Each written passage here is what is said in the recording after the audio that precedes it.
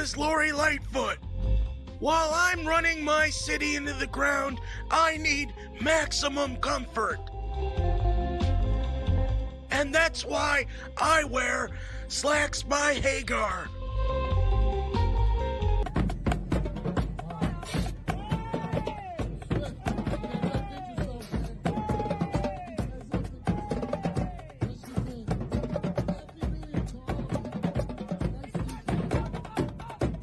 Roomy roll-up slacks by Hagar. When you're comfortable in your complacency.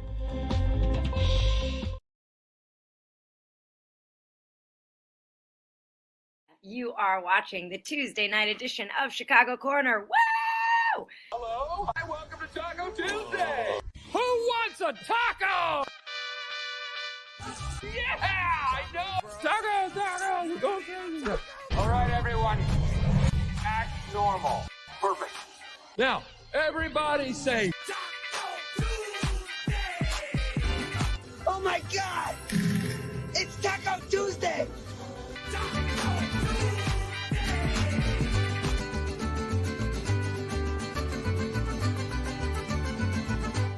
Did you order thousands of new jobs and a pepperoni? Here's the problem I have. The first problem I have, Jerry. Pepperoni? Are you freaking kidding me? Chicago, Jerry, is an Italian sausage town. You better believe it. That's what she said. Damn it, and there are ants in my whiskey. They add flavor, Kira. Is that man, like the worm in tequila? Have you seen my whiskey ants anywhere? That's okay. That's okay. The show will go on, everybody.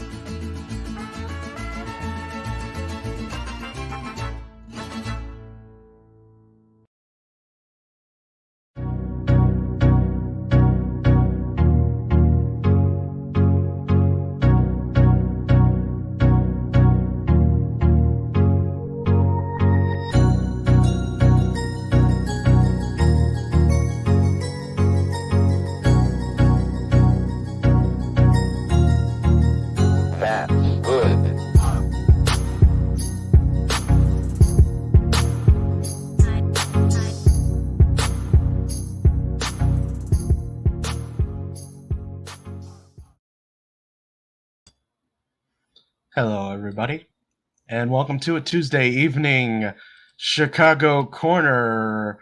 And I am joined today with Jerry Vasilatos.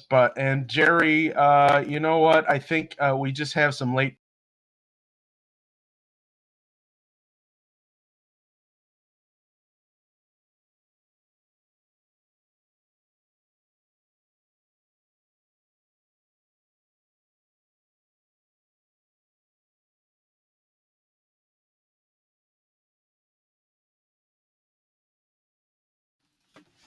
Breaking news, the Great Chicago Fire, a disaster wrongly blamed on an Irish woman and her cow, and also some dude with a peg leg. Ed, can I ask you a quick question before you go on? Yes. Are you still milking this story? Am I? Did you hear that? I heard something. I'm not sure if it was your stomach rumbling or gas or. Yeah, I don't know what that was. Anyway, so it began with lies in the fevered aftermath of the fire that laid waste to half the city of Chicago more than 150 years ago. Yes, this is breaking historical news, Jerry. How many years later? 150 plus years. 150 plus years. Yes, they finally solved the mystery. Yeah.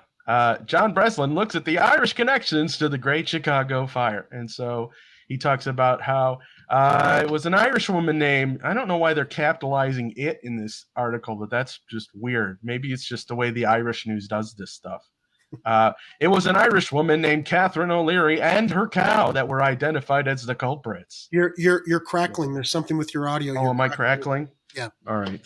I don't know that you necessarily have to use that audio hijack, Ed. I don't use it. Oh, that's okay. Okay. Actually, it's probably the other thing that's doing that, but I can turn that down. Just letting you know. Thank you, Jerry. Yep.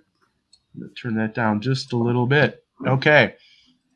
There were claims she was in her barn milking the animal, that a lamp was knocked over, starting the blaze that destroyed over 3 square miles, killing more than 300 people, leaving 100,000 people homeless.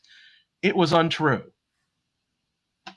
And descendants of Mrs. O'Leary believe the lie driven by anti-Irish sentiment, sometimes rabid and led by the Chicago Tribune. I don't know if they've reformed since then, but anyway, we know the rest of the story. It took them years. It was 1997 that the city finally gave Mrs. O'Leary a pardon for things she didn't do. No retraction yet. Yeah, so we're going to probably demand a retraction at some point. But here we go. Compelling and detailed testimony from a witness rarely published identifies Denny Connors as the person who accidentally started the fire in October 1871. And so we'll be very surprised that Santa Claus has an alias of Denny Connors, because we all know that Santa Claus started the Great Chicago Fire, right, Jerry? That's what Pegleg says. Well, according to Pegleg, that's what he said. That's what he said. Yeah. Okay. So, yeah, in a 1903 interview, I don't know why they took so long to get. This is how many years now? 120 years. With all the money funneled to the Chicago Historical Society, you'd think they'd get on the ball. Yeah. Update the record. So she said she was at a party at Pat McLaughlin's, a neighbor. A few decided to go to the barn for milk to make oyster soup. Among them was Denny Connors, Mary said. The lamp had been put down on an old milking stool, and we were standing by laughing at Denny trying to grip the cow, which kept moving away from the strange hands and awkward movements. Well, we all know about strange hands and awkward movements. In the dim light, I'll never know whether the cow kicked or Denny fell over the stool in his wild stomach. They're still trying to pin it on the cow. Well, or they were then.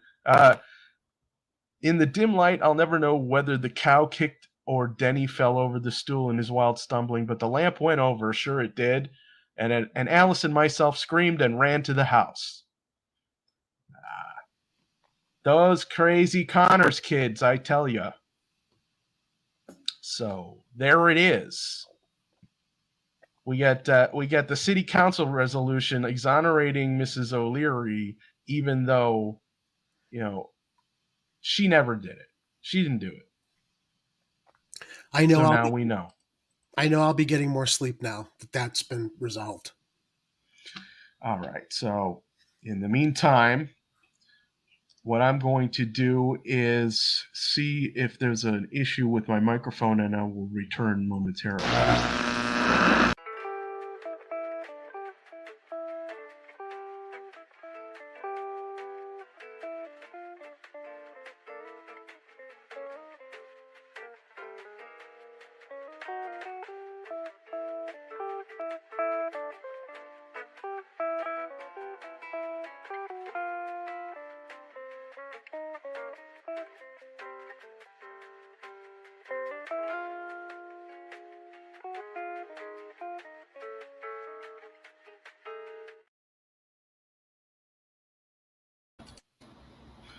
Check, check, check, 1, 2. How do I sound? Audible? You're not crackling out anymore. Okay, good. Yeah, I just had to unplug and replug some things here, and I turned off the special effects, so unfortunately won't be hearing any more from the ghost cow this evening. But that was it, ladies and gentlemen. So Pegleg has been exonerated. That is breaking news. He's going to be thrilled to hear this. Although he probably knew. I still don't believe it. Yeah. And Kit's going to be in denial for weeks until. But I mean, I showed him the story. He's like, "Oh my God." Okay, So with that said, we should probably get into the regular things. Some of you are aware there's a mayoral forum going on somewhere else, so you guys could probably rewind and watch that later. We're more important over here at Chicago Corner. Way more entertaining than the stuff you're gonna. I mean, that's what he thinks. Anyway. But yeah, I mean, you'll be thrilled to see that Lori Lightfoot actually put some lipstick on for this one, and did she get her hair done again like she did last time? It's kind of hard to tell. It doesn't look like a crazy rat's nest right now. So she got hair. I mean, I could flip over for a second just so we could kind of see what look. they're doing. I don't have the audio going, but yeah, I'll be back to the Beetlejuice look tomorrow. Yeah. So, I mean, I can rewind to where she's talking. Let's see. Here we go. Here she is lying to everybody about all the stuff that she's doing right now. Very well coiffed. Yeah. Did her makeup? She actually looks human. Yeah. So, there we are. And then we will switch back to us because we are going to talk about, we're going to talk about Mayor Lightfoot here. Because I don't know if any of you saw, I just threw a tiny little clip into that little ad that I made from the other day just for today. Because Lori Lightfoot, she's dancing while room burns, literally. And oh, sorry, wrong clip. I didn't realize you didn't have it. Oh, here it is. Oh, I've got it.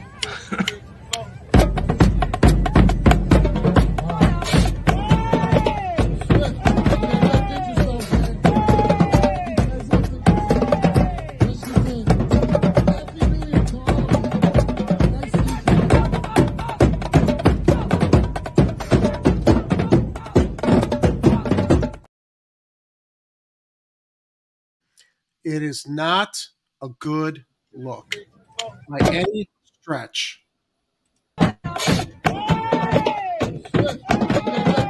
I mean, it's catchy.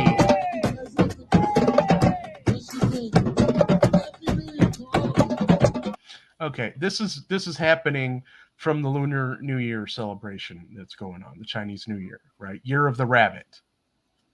Is that what Willie Wilson was talking about, hunting down and shooting at the last debate? Coincidence? I don't know. I wonder. Maybe that's what inspired him to call for the police to start hunting down and shooting people like rabbits. I don't know. I'm just thinking that maybe that's not the best thing to talk about. You know, if it's the year of the rabbit, shouldn't you be honoring the rabbit, not hunting it down? We should. By the way, speaking of shootings or police misconduct, do you know that our last week's show, because we dared to talk about what happened with the police video being released, that video is now demonetized on our YouTube channel. Because it's too sensitive a topic for advertisers for us to have talked about. When I was setting up our YouTube show tonight, I was like, yeah, they had someone manually review it and say, oh, no, that's too sensitive for our advertisers to talk about police brutality and police violence. Sorry. Yeah, I had a feeling that might happen, but what are you going to do? Motherfuckers. Anyway, so here we are. Chicago Contrarian posted this video. I don't know if they took it, but they posted it first, that I can tell. It says, since Chicago mayor's term began, Chicago has suffered 2,278 homicides and over 9,000 shot. Since January 1st, the city has endured 41 homicides and 194 shot. Yet here Lightfoot is blissfully dancing and asking voters to return her to office. Lightfoot is detached from reality. And yeah, but we've talked about this in the past, with Lightfoot doing all these things that, had the city been doing really well and everyone thriving and all this other stuff, her little stunts and glad handing and event situations where she's cutting ribbons and breaking ground and dancing at celebrations would be fine if the city weren't falling apart. But it is. So how about being a little more reserved in the things you do out in public until you start fixing some of those things? Mr. Heller, your criticisms are still irrelevant. Really?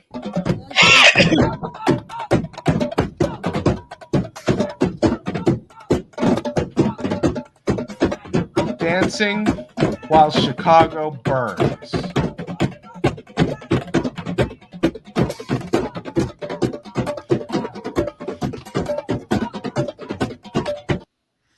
Yeah, that.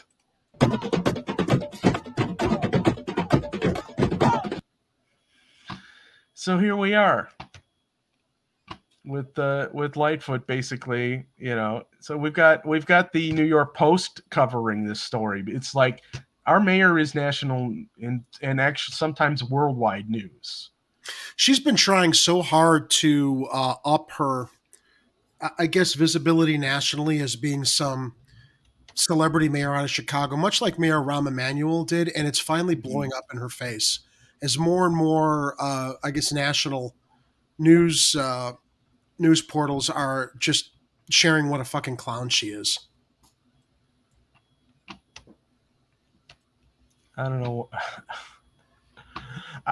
I think that's about all we need to talk about on this story. It's just we've got some nice comments in the live chat too from people. Yeah. Oh yeah. Welcome everybody. Yeah. Who's in the live chat, and I also want to thank our Patreon supporters. That's what we need Kathy Powers and Dominic Palella, and who else? We got and Shane Conklin and Dr. Ehrman. That's right, Dr. Ehrman. Yeah. People's Response Network. So thank you very much, Patreon supporters. If you'd like to support Chicago Corner, you can support us at patreon.com/Chicago Corner. So thank you very much. And welcome everybody in the live chat. We got everybody in here. We got Miguel H. We got Kathy Powers. We got Kit Kat. Kit's checked in. Kit's here. Uncle Warren, Extra Bulla. He's always got a great show. You guys should check out his YouTube channel or any other channels he's on. By the way, we are also live on Rockfin. And I think Facebook and Twitter and possibly Jerry's LinkedIn. I don't know. Yeah, we got one viewer on Rockfin right now. All right, welcome, viewer on Rockfin. 7 viewers in our 6 viewers here in our live chat on YouTube, and I don't know what's going on LinkedIn or Twitter or Facebook, but welcome everyone. Welcome, Andrew and Virend. Welcome back. Kathy's brought up a good comment in here, and I don't understand how this is possible. What's the point of having warming centers open if they're not open past 5 o'clock? Where are people supposed to go when it gets cold, when the temperature drops to even lesser sub-zero levels in the middle of the night when the sun's down? Yeah, well, I was actually curious about warming centers. Glad you asked, Kathy. There are some organizations that take over the overnight stuff. I think want to say the Night Ministry is one of those that helps people with that. But I wanted to see which I saw a notification from Cook County about their warming centers, and I was wondering, okay, what's going on with any of the other ones? So here's Cook County's information about warming centers. They say they're available across Cook County during periods of extreme cold. When temperatures in Cook County are expected to dip to unsafe levels, the county's Department of Emergency Management and Regional Security provides an updated list of warming centers for residents to protect themselves and their families. You can find those at cookcountyil.gov. They are recommending that residents should also keep the following tips in mind through the cold winter's months. Never use your oven for heat. Never bring charcoal or gas grills indoors because they're a carbon monoxide hazard. Make sure all your portable heaters are unplugged when not in use. Use electric space heaters with extreme caution. Avoid placing them near curtains or other flammable materials, and turn them off before going to bed. I have a suggestion too, if you can afford it. Sure. Well, first of all, invest in some good, like, heavy down blankets. But if you can afford it, surround yourself with 3 of these to snuggle up with. They'll keep you warm. Yeah, those are like animal body warmers. I got him and two others that just like spoon around me when I'm sleeping on top of the covers. It's cozy.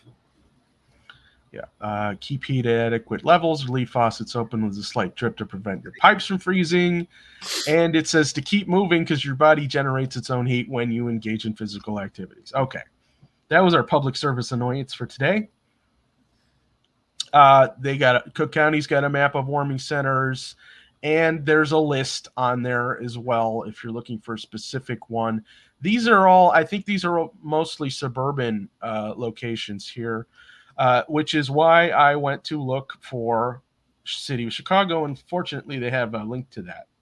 So we can go to that really quick here, and of course it brings you to this thing that is not the actual link. So hang on a second. Oh, okay. All right. Let me switch to that one. Here we go. So chicago.gov, I can paste this one. This is the one for the city. I will paste that into the comments here.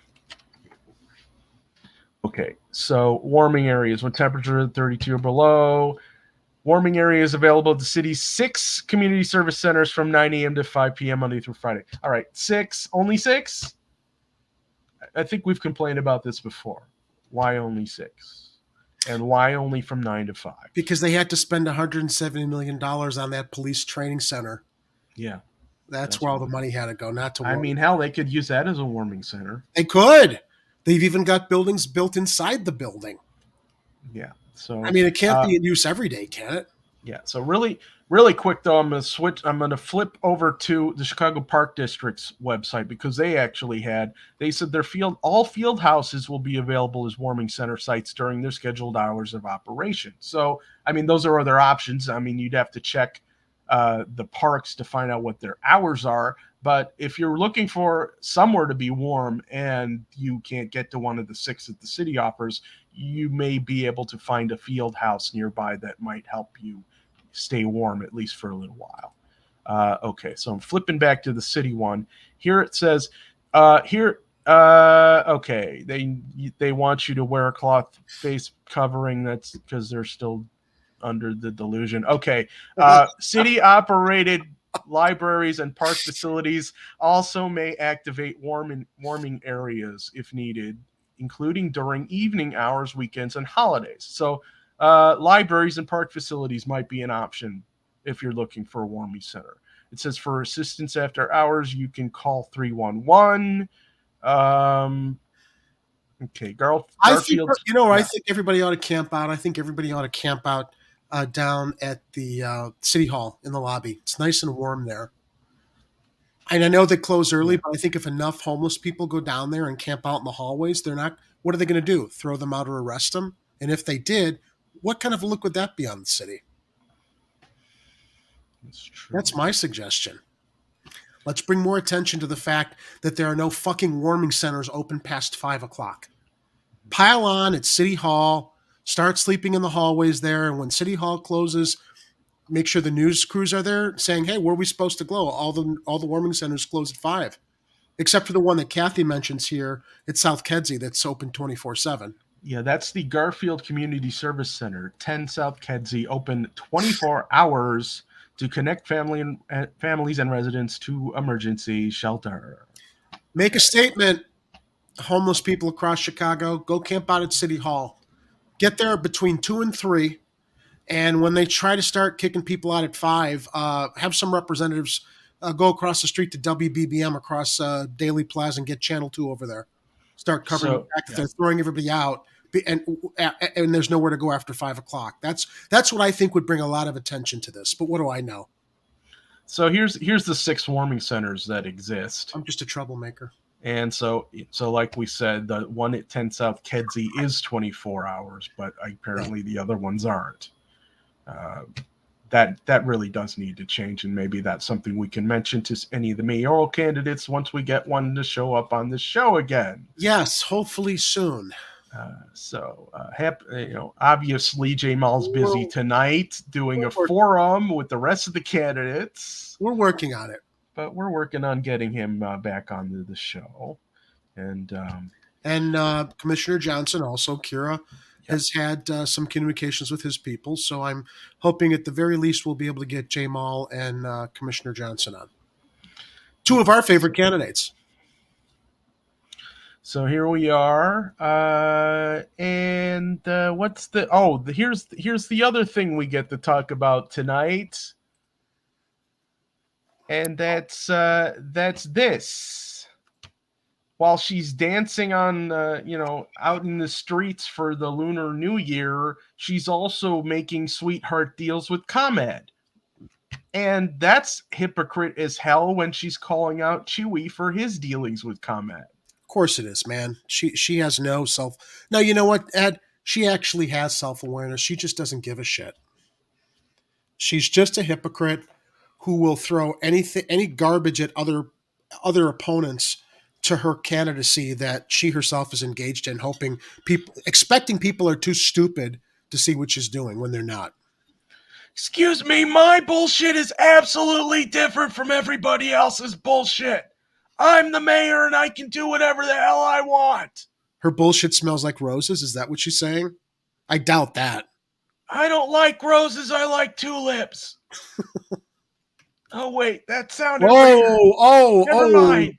Dude. That was accidental, I swear. Oh. I did not. Oh, wow. The imagery that just conjured up. Oh, my God. What were you thinking? Sorry, Jerry. What were you thinking? Just with my mouth. Wait, that just, hold on a second. That was, wait, what? I knew it! Oh! That was unintentional. You dicks! What the fuck were you thinking? You make some kind of secret agreement with the Italians. You're out there measuring your dicks with the Italians, seeing who's got the biggest dicks. You're out there stroking your dicks over the Columbus statue. My dick is bigger than yours and the Italians. I have the biggest dick in Chicago. Clarify. Tulips. There are no two lips. It's the biggest dick is what she has. So. Okay. It's a flower. Alrighty then. Tulips are flowers.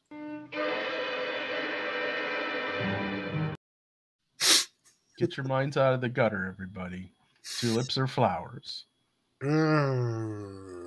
Yes. So anyway. As the former mayor of Chicago, who has a great experience in all things academic, including horticulture, I can attest to the fact that tulips are a floral entity. Hail Washington out. Thank you, Mr. Mayor. Yeah, so Chicago reaches tentative deal with ComEd on city electric service. City council members say, besides a franchise agreement to continue operating the city's electrical grid, there's also a, quote, energy and equity agreement that sets economic impact objectives ComEd and the city will pursue together. More of this. Mayor Lightfoot is pushing for a quick vote on a proposed 15-year franchise agreement with ComEd that preserves the city's right to, quote, municipalize after 5 years, but a skeptical city council could pull the plug. God, I hope so. Why does it need to be a quick vote? Why shouldn't there be a lot of investigation and assessment of what she's proposed? Everything with her's got to be quick and under wraps. Because I'm running out of time and you know damn well I'm probably not getting reelected. So I need to set up my sweetheart deal with ComEd. I wonder if those payments are going to come even after she gets thrown out of office, if she'll still be collecting payoffs. I don't know. So here she is. So she wants to preserve the city's right. We should be municipalizing the electrical now. Well, first of all, though, Ed, I think that ComEd has more than qualified for what other countries call the corporate death penalty. The fact that they were engaged in so much corruption at the expense of taxpayers is enough grounds that they should just be like thrown out of business, hounded out of business, put out of business. And yeah, we need to put a real public utility in, not a privatized public utility that continues to get away with the kind of shenanigans that ComEd has for decades, generations, I would say. Several alderpersons came away from Monday's virtual briefings claiming the agreement is too long, includes too few consumer concessions, and that a final decision on whether to re-up with the company at the center of the $1.3 million bribery scandal still swirling around indicted former Illinois House Speaker Michael Madigan should be left to the newly elected mayor and city council, not rushed through in what could be the final months of Lightfoot's tenure. Yeah. What if it's a really good deal, but timing-wise, people just think it's an election plug, said Far North Side Alderman Maria Haddon of the 49th. We have a question from the chat, and Kathy, as Ed continues with the comment story, she's asking what happens when you get demonetized. If you could clarify, are you referring to this ComEd story? You can relate or this regarding what I mentioned earlier about YouTube. Oh. Clarify that, Kathy, and after we're done with the ComEd story, we will do our best to answer your question. Yeah. No, we could address that, but well, I didn't want to interrupt your story, but I also didn't want too many comments to pictures up where I didn't see it. Okay, well, we'll get to that question in a minute then. Yeah. Okay, so it's a really serious thing. If we're talking about 15 years, we should take some time. It's been so long already where we've heard nothing, she added.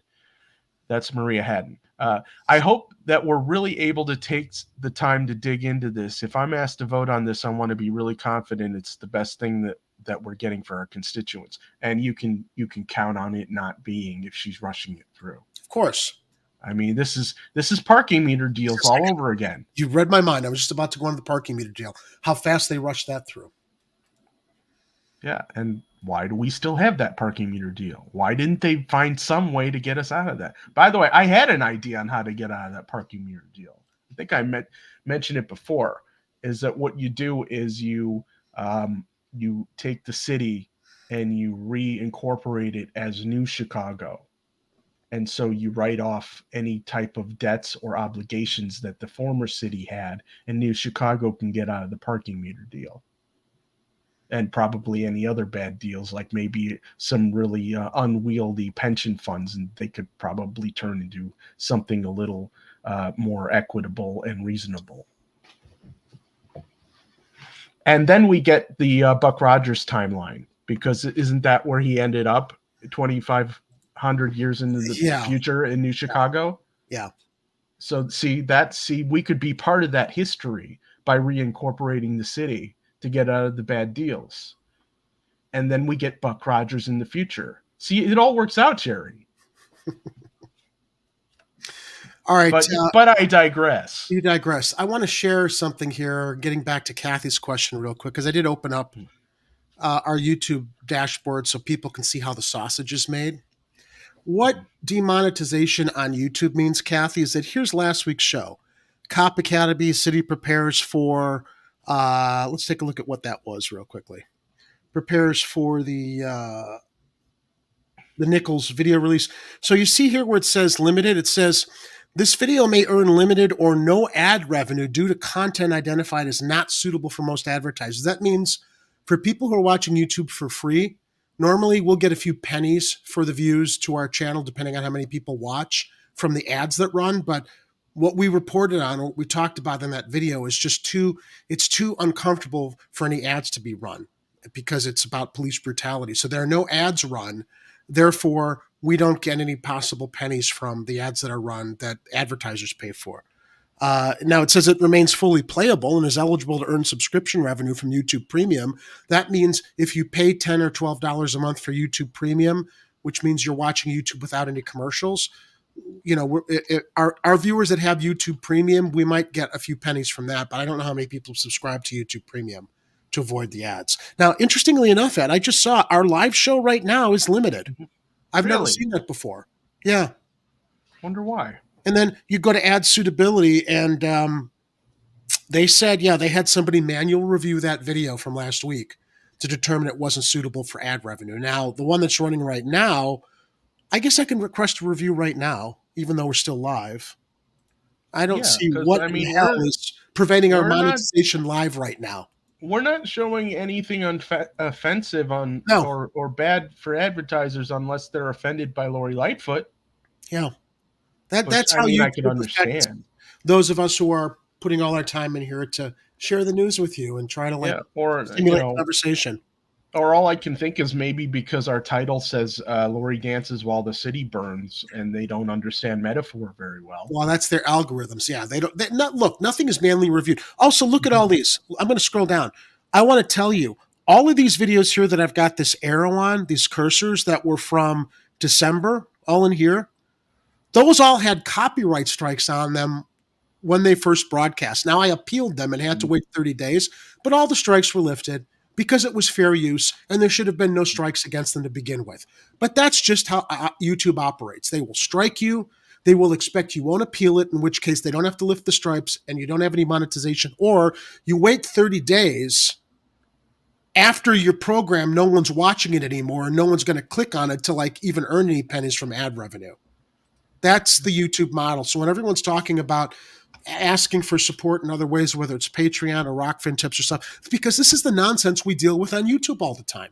They have artificial intelligence algorithms that have no sense of context, striking people, affecting what few pennies they can draw in when news is fresh, and then 30 days later, they'll lift the strike. But who's going to watch something that's a month old anymore?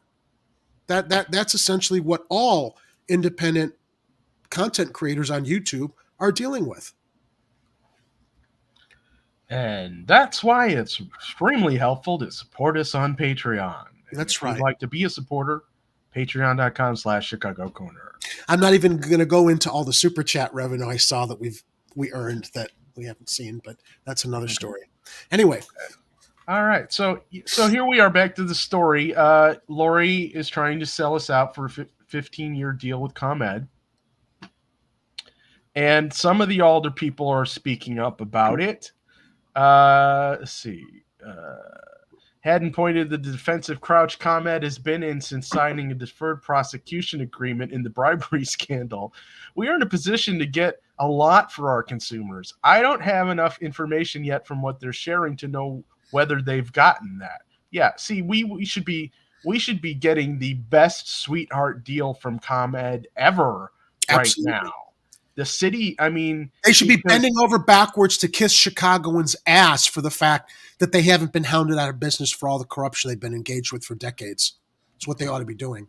Yeah, and look, the city could... I think we could put some enforcement in place, but... We could declare eminent domain and just municipalize ComEd. Yeah, why not? There's got to be a way. I mean, if we can't do it, where there's a will, there's a way, Ed. But there's no will because it's not a priority. Well, and then it would have to be. Would it have to be a state-led thing or a city-led thing? I mean, could the city do it, or would you have to get JB involved on this? Look, man, when the city or the governor wants something done, they get it done. They don't want it done. It's true. Because of all the lobbyists who are making sure it doesn't get done. Well, it's because they all have friends in high places at ComEd. That's what it is. It's a big club and we're not in it. We all know. Okay. I mean, we don't have to read any more from Hadden. Okay. Alderman Matt Martin of 47th said he, for one, has, quote, a lot of questions and some pretty serious reservations about the agreement. Yeah, no kidding, dude. 15 to 20-year duration is much, much too long. City council members, environmental advocates, and experts have consistently been asking for a 5-year duration for a number of reasons. One is that we're next year going to get into the ComEd corruption trial, and it's very possible that we'll learn additional information that may affect our view of ComEd as being a steward of our electrical grid, Martin said. So... let's see any more. Yeah. Martin said the city lost a lot of leverage with the scandal-scarred company by releasing a consultant's report strongly recommending against municipalization. What? Which consultant did that? Okay, I mean, all this does is basically make it even more imperative that we have a new mayor next year. because the current one is just going to let things skip along, and she's happy to go another 15 years with a fake promise of a 5-year possibility of switching to a municipal electric program. So this is just one more, nail in the coffin, so to speak, metaphorically, for Mayor Lightfoot. You know who's talking about this, Kathy? Kathy says we need a public bank, public utilities, public health, and public input. Come on, which candidate do we know that's talking about all of that? I think he might be linked in the show notes with some input on this issue. Not sure. Who could that possibly be?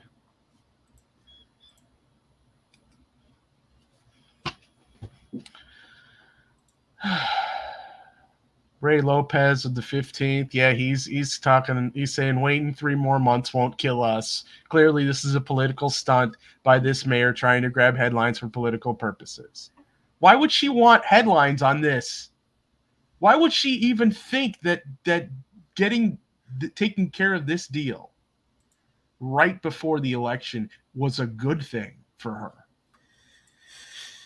Maybe she was hoping no one was paying attention. That's pretty much what she always is relying on, Ed. By the way, I just saw something come across. So she's going to introduce this to City Council tomorrow at their apparently only meeting of this month, which sadly we will not be able to crash in the public comments. Yeah. But it sounds like we've got enough candidates already on board with a lot of the things that we want to do. And hopefully we'll get to talk to a few of them about it. Hopefully soon. Now, shifting gears really quickly before you go into the next perspective on this that we kind of teased with a certain candidate's input on this story. Something just came across my Twitter that I think is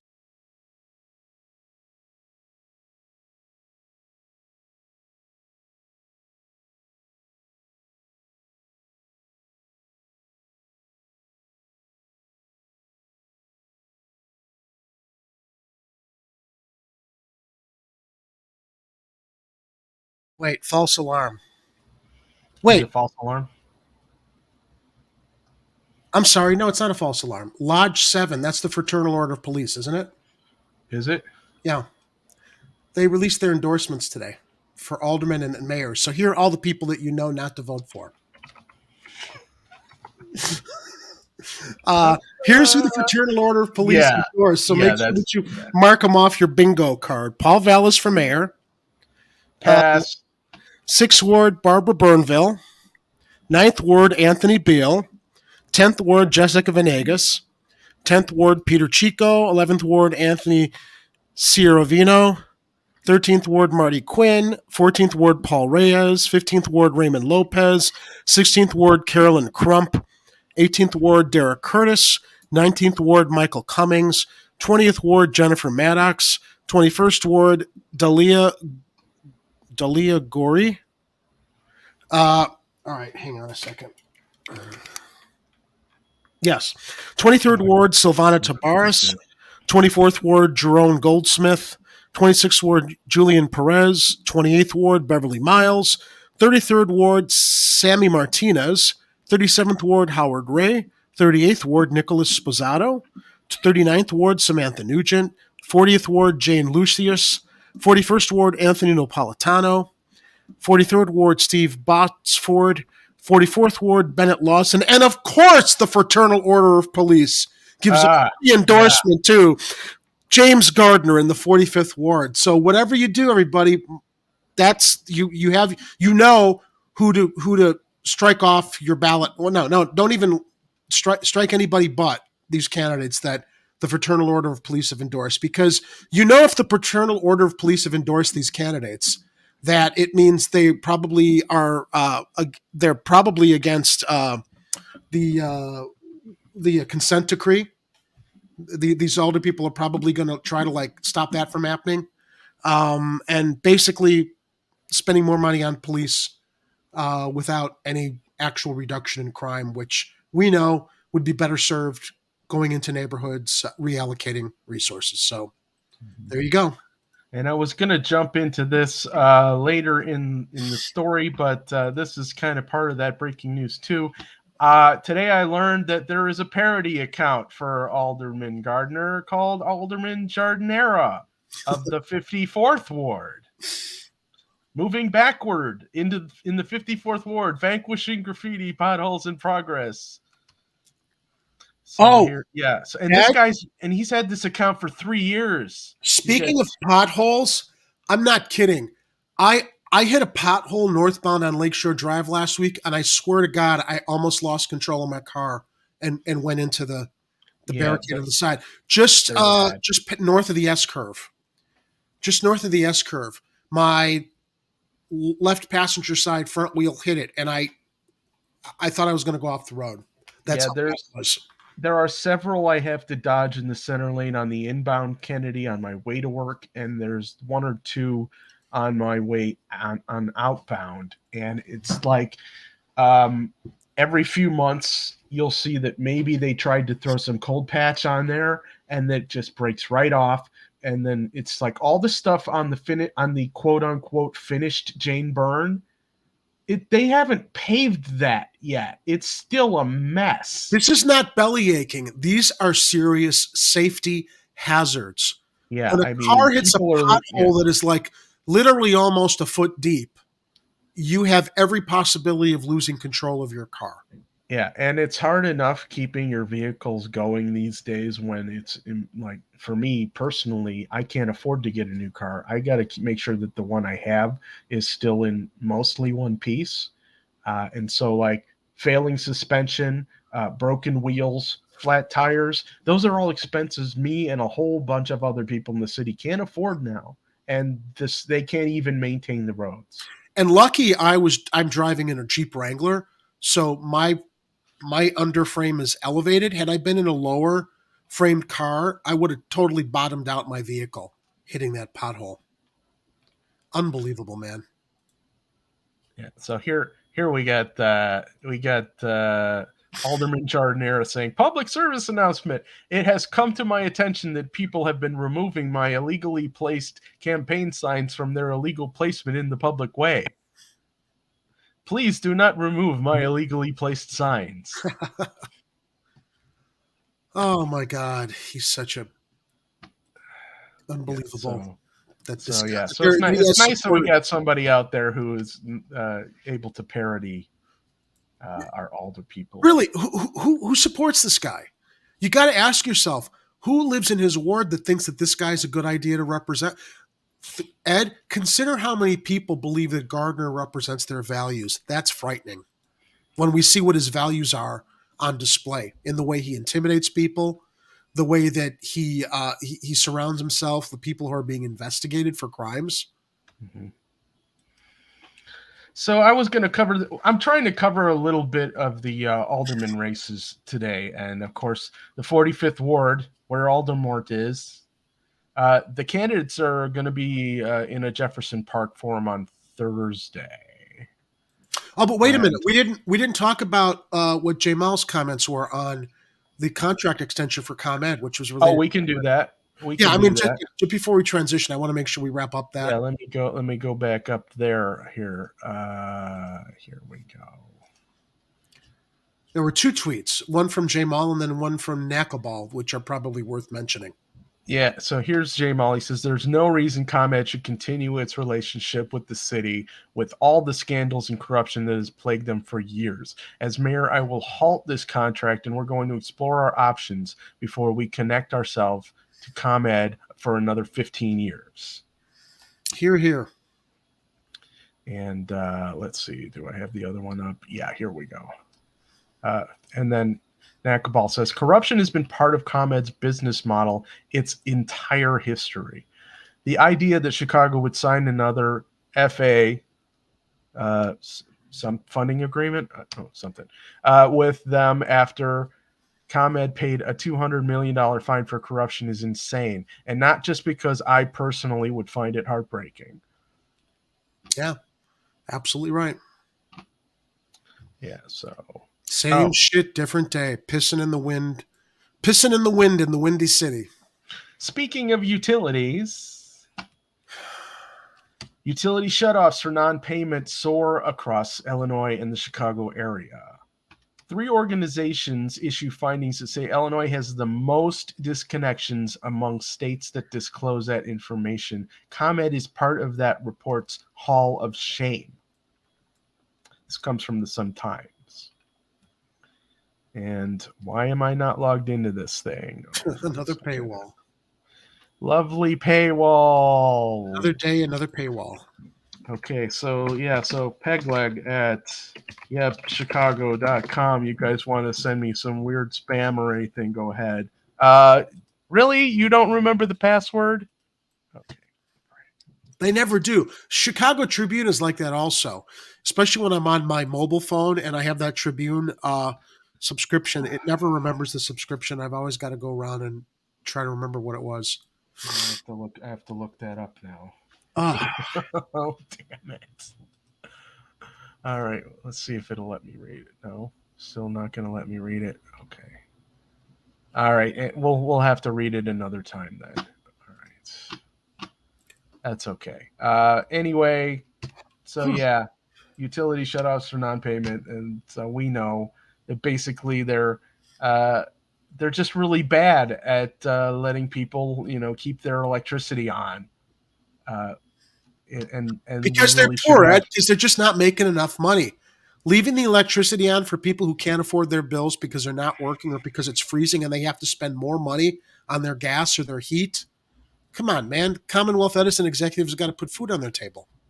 Yeah, that, and we really need a city support system for people's electricity so that this doesn't happen. I mean, people shouldn't lose access to heat or water, especially in the middle of winter. It's just ridiculous. The dystopian society has arrived. It's been with us for a while. I think even before the pandemic hit. It's just more obvious now. Yeah. All right. What else did I have going on here? Oh yeah, we have Brandon Johnson a couple days ago. I think it was an interview. Yeah. Said they asked him about ShotSpotter, and he said he would terminate that contract immediately. For those of you who may recall, ShotSpotter is a system of, I guess, audio microphones or whatever set all over the city that's supposed to be able to detect the sounds of gunshots. And then it alerts the law enforcement to the location of where it says it heard those shots. And apparently, even though the mayor decided to renew the plan or their contract, it's never really been effective.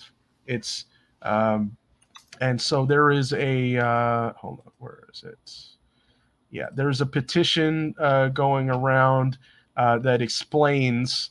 It's called Stop ShotSpotter, and I brought this article up because they explain what the deal is. It says okay. It is only deployed in the 12 police districts with the largest Black and Latino populations, and its surveillance footprint covers 80% of the city's Black residents and 63% of the city's Latino residents. Chicago has paid approximately $10 million per year for ShotSpotter over the past 3 years. It has spent untold millions more on the time spent by police officers chasing down unfounded ShotSpotter alerts. And the contract was supposed to expire August of 2021, but the mayor renewed it. Now, City of Chicago has never provided any study showing that it has reduced gun violence. Independent studies find it doesn't reduce crime. It doesn't even lead to more arrests. Other cities such as San Antonio, Charlotte, and Fall River have already canceled their contracts with ShotSpotter because they found it to be costly and ineffective and a waste of city resources. As Kathy says, when it's shot, the crime is over. Yeah. So there we are. Okay. So where are we now in the show notes? Oh, yeah, we got, I guess this is good news. Now we have, as he goes to load up a new tab,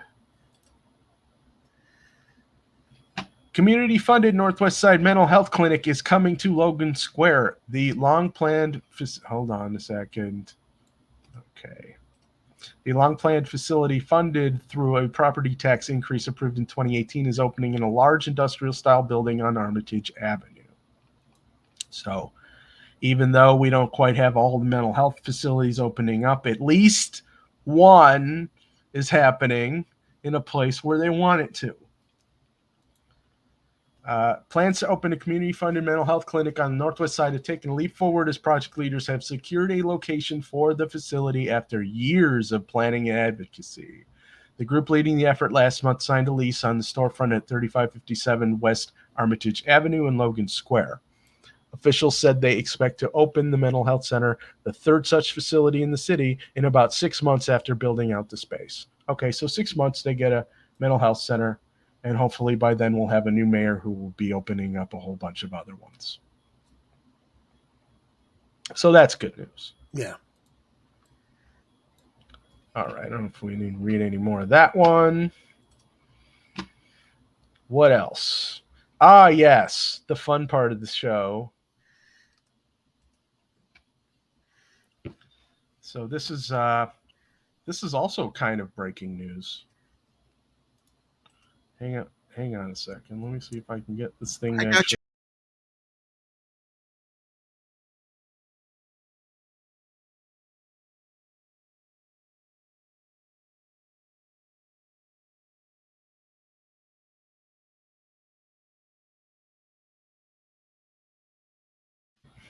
Okay. New tonight, a suburban school worker is accused in a bizarre scheme involving more than $1 million worth of stolen chicken wings. The woman is stolen what? Pause it for a second, because I have to add something to this. This isn't. This isn't. Wait, where is it? Come on. 600 pounds. That's a big Twinkie. Or in this case, a lot of chicken wings. Yeah, that's a lot of chicken wings. It's a big Twinkie or a lot of chicken wings. All right, go ahead. So here we are. Is the former director of food services at School District 152. Hold on, let me back up. $1 million worth of stolen chicken wings. The woman is the former director of food services at School District 152 in South Suburban Harvey. Prosecutors say Vera Liddell placed hundreds of unauthorized orders from the school district's food vendor, including more than 11,000 cases of chicken wings, costing taxpayers $1.5 million. The woman picked up the food orders in a school cargo van, but yeah, that's a lot of chicken wings. The woman picked up the food orders in a school cargo van, but the wings never went to any school. It's not clear what she allegedly did with the chicken wings. Okay, so where are the chicken wings? How much? How much in chicken wings? It was what, $1 million? $1 million. $1.5 million actually, but yeah. So here, That's a lot of money. yes, it's an absolute large amount of money, Jerry. And I was like, okay, so where's the wings? Where did they go? None of the stories I found online have yet investigated where did those wings go. So what did Ed do? Ed pulled up a map of Harvey. And then Ed typed in chicken restaurants in Harvey or near Harvey. There are 6 Heralds in the vicinity of Harvey, along with a whole bunch of other restaurants that serve chicken wings. So I'm wondering. You cracked the case. I'm wondering. Well, we haven't cracked it yet, but right now we're just speculating, Jerry. Where did those wings go? And so we may have to follow up in a future episode of Chicago Corner when more information is available, but who else thinks maybe it ended up at a bunch of different Heralds? And then maybe there were some chicken wing specials for a short period of time during the time that she was purchasing these wings. How did nobody notice that she was taking all those wings, though? Well, you know how bureaucracies work, Jerry. Sometimes if someone who's a purchasing person just places orders for things, And they're just not questioning it, I'm reading this. I'm reading the CBS, and it's interesting too that they didn't. How there's no investigation to figure out where it all went. Maybe the story's just too fresh that they just haven't looked into it yet, or the news organizations are just lazy on the investigative reporting here. But I want to know where the chicken wings went. 11,000 cases of chicken wings. Here we are. Yeah. So here we are. We got the CBS story there. Let me close that. They're saying it began during the height of the pandemic when schools were closed on state order and replaced by virtual learning. So from 2020 July until February 2022, she was placing hundreds of unauthorized orders for food items, including 11,000 cases of chicken wings. The school district doesn't even serve chicken wings to students because they contain bones, prosecutors said. Yeah. So whoever was looking at the budgets or whatever was clearly not paying attention to this. I mean, the only thing one could speculate, I don't know that she would be reselling them to Heralds. Where else would they go? One would almost hope maybe she was I don't know, sending it to food pantries to help people, help the hungry. That's what you would hope would be. I mean, as much as she, taxpayers in the schools shouldn't foot the bills on this still, at least that would be a reasonably acceptable explanation for where all that chicken went. Hanky. What does that mean, Vince? Hinky. Oh, strange. Weird. Well, don't you say strange or weird. Hinky, that has no meaning. We say hinky. I don't want you guys using words around me that got no meaning. I mean, okay, it wasn't clear. How about ask her? Where are the wings? Where'd they go? Oh, I'm sure I mean, eventually she's going to talk. Yeah, well, it's still under investigation, so I'm sure that there'll be some. We definitely have to keep an eye on this and find out what the explanation was, because it's just news of the weird. News of the weird. I mean, this is Chicago Chicken Wing Gate, is what it is. Yeah. And I mean, this is a story we're definitely going to have on a future episode when we find out where those wings go. I mean, look, I'm not blaming Harold's, okay? I am not implicating any chicken restaurants in this. I just want to know where the wings went. Yeah. Very interesting. So there we are, Chicken Wing Gate. And you know who the best detective that they could put on this case would be? Somebody like Inspector Clouseau. He'd get to the bottom of it. This is the type of a case that'd be right up his alley. The case of the missing chicken wings. Yeah, that would be great. Of course, now I want wings, Jerry. We have a comment and a $5 super chat. I'm sorry, a $5 tip from Rockfin from Dominic Palella. Dominic, thank you. I'm going to read it since I can't share it through our YouTube feed here, but actually, is it on the Rockfin? Yeah, I'm going to copy it and I'm going to put it in our chat here. Here's the comment from Dominic that is with a $5 super chat on Rockfin. Thank you, Dominic. What Dominic says is that this comment deal is a prime example. Like the parking meter deal, should remind us that if we have no voice in government decisions after elections, we can't reverse them after the next election. Constituent polling can prevent these harmful decisions from being passed in legislation. IndependentVoterParty.org. Please visit Dominic's website. A lot of solutions there to all the stuff we bitch about here. Oh. Okay. So Thanks, we Dominic. are. Thank you, Dominic. And let me close that window and close that window, and maybe my stream will be a little better now. Okay, so should we jump back into the Aldermanic 45th Ward race here? candidates in Jefferson Park Forum on Thursday, featuring from top left to bottom right, Susanna Ernst, Jim Aldermort Gardner, Megan Mathias, Anna Santoyo, Maria Tomic, and James Sue. Now, we had gone over, I forget which race we were looking, or which alderman race we were looking at the other night. But I figure, well, why don't we pick a favorite from this one tonight, Jerry, if we can. Okay. And so Alderman Jim Gardner has faced a slew of investigations, including FBI probe, is seeking a second term. Challenging him are Anna Santoyo, a longtime activist and library page, organizer and historian Susanna Ernst, attorney Megan Mathias, Jefferson Park resident Maria Tomic, and business owner and community organizer James Sue.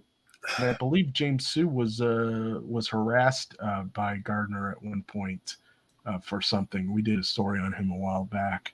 So he's challenging him, of course. Yeah. So, and I bet half of the people have some issue with him as well that are challenging him.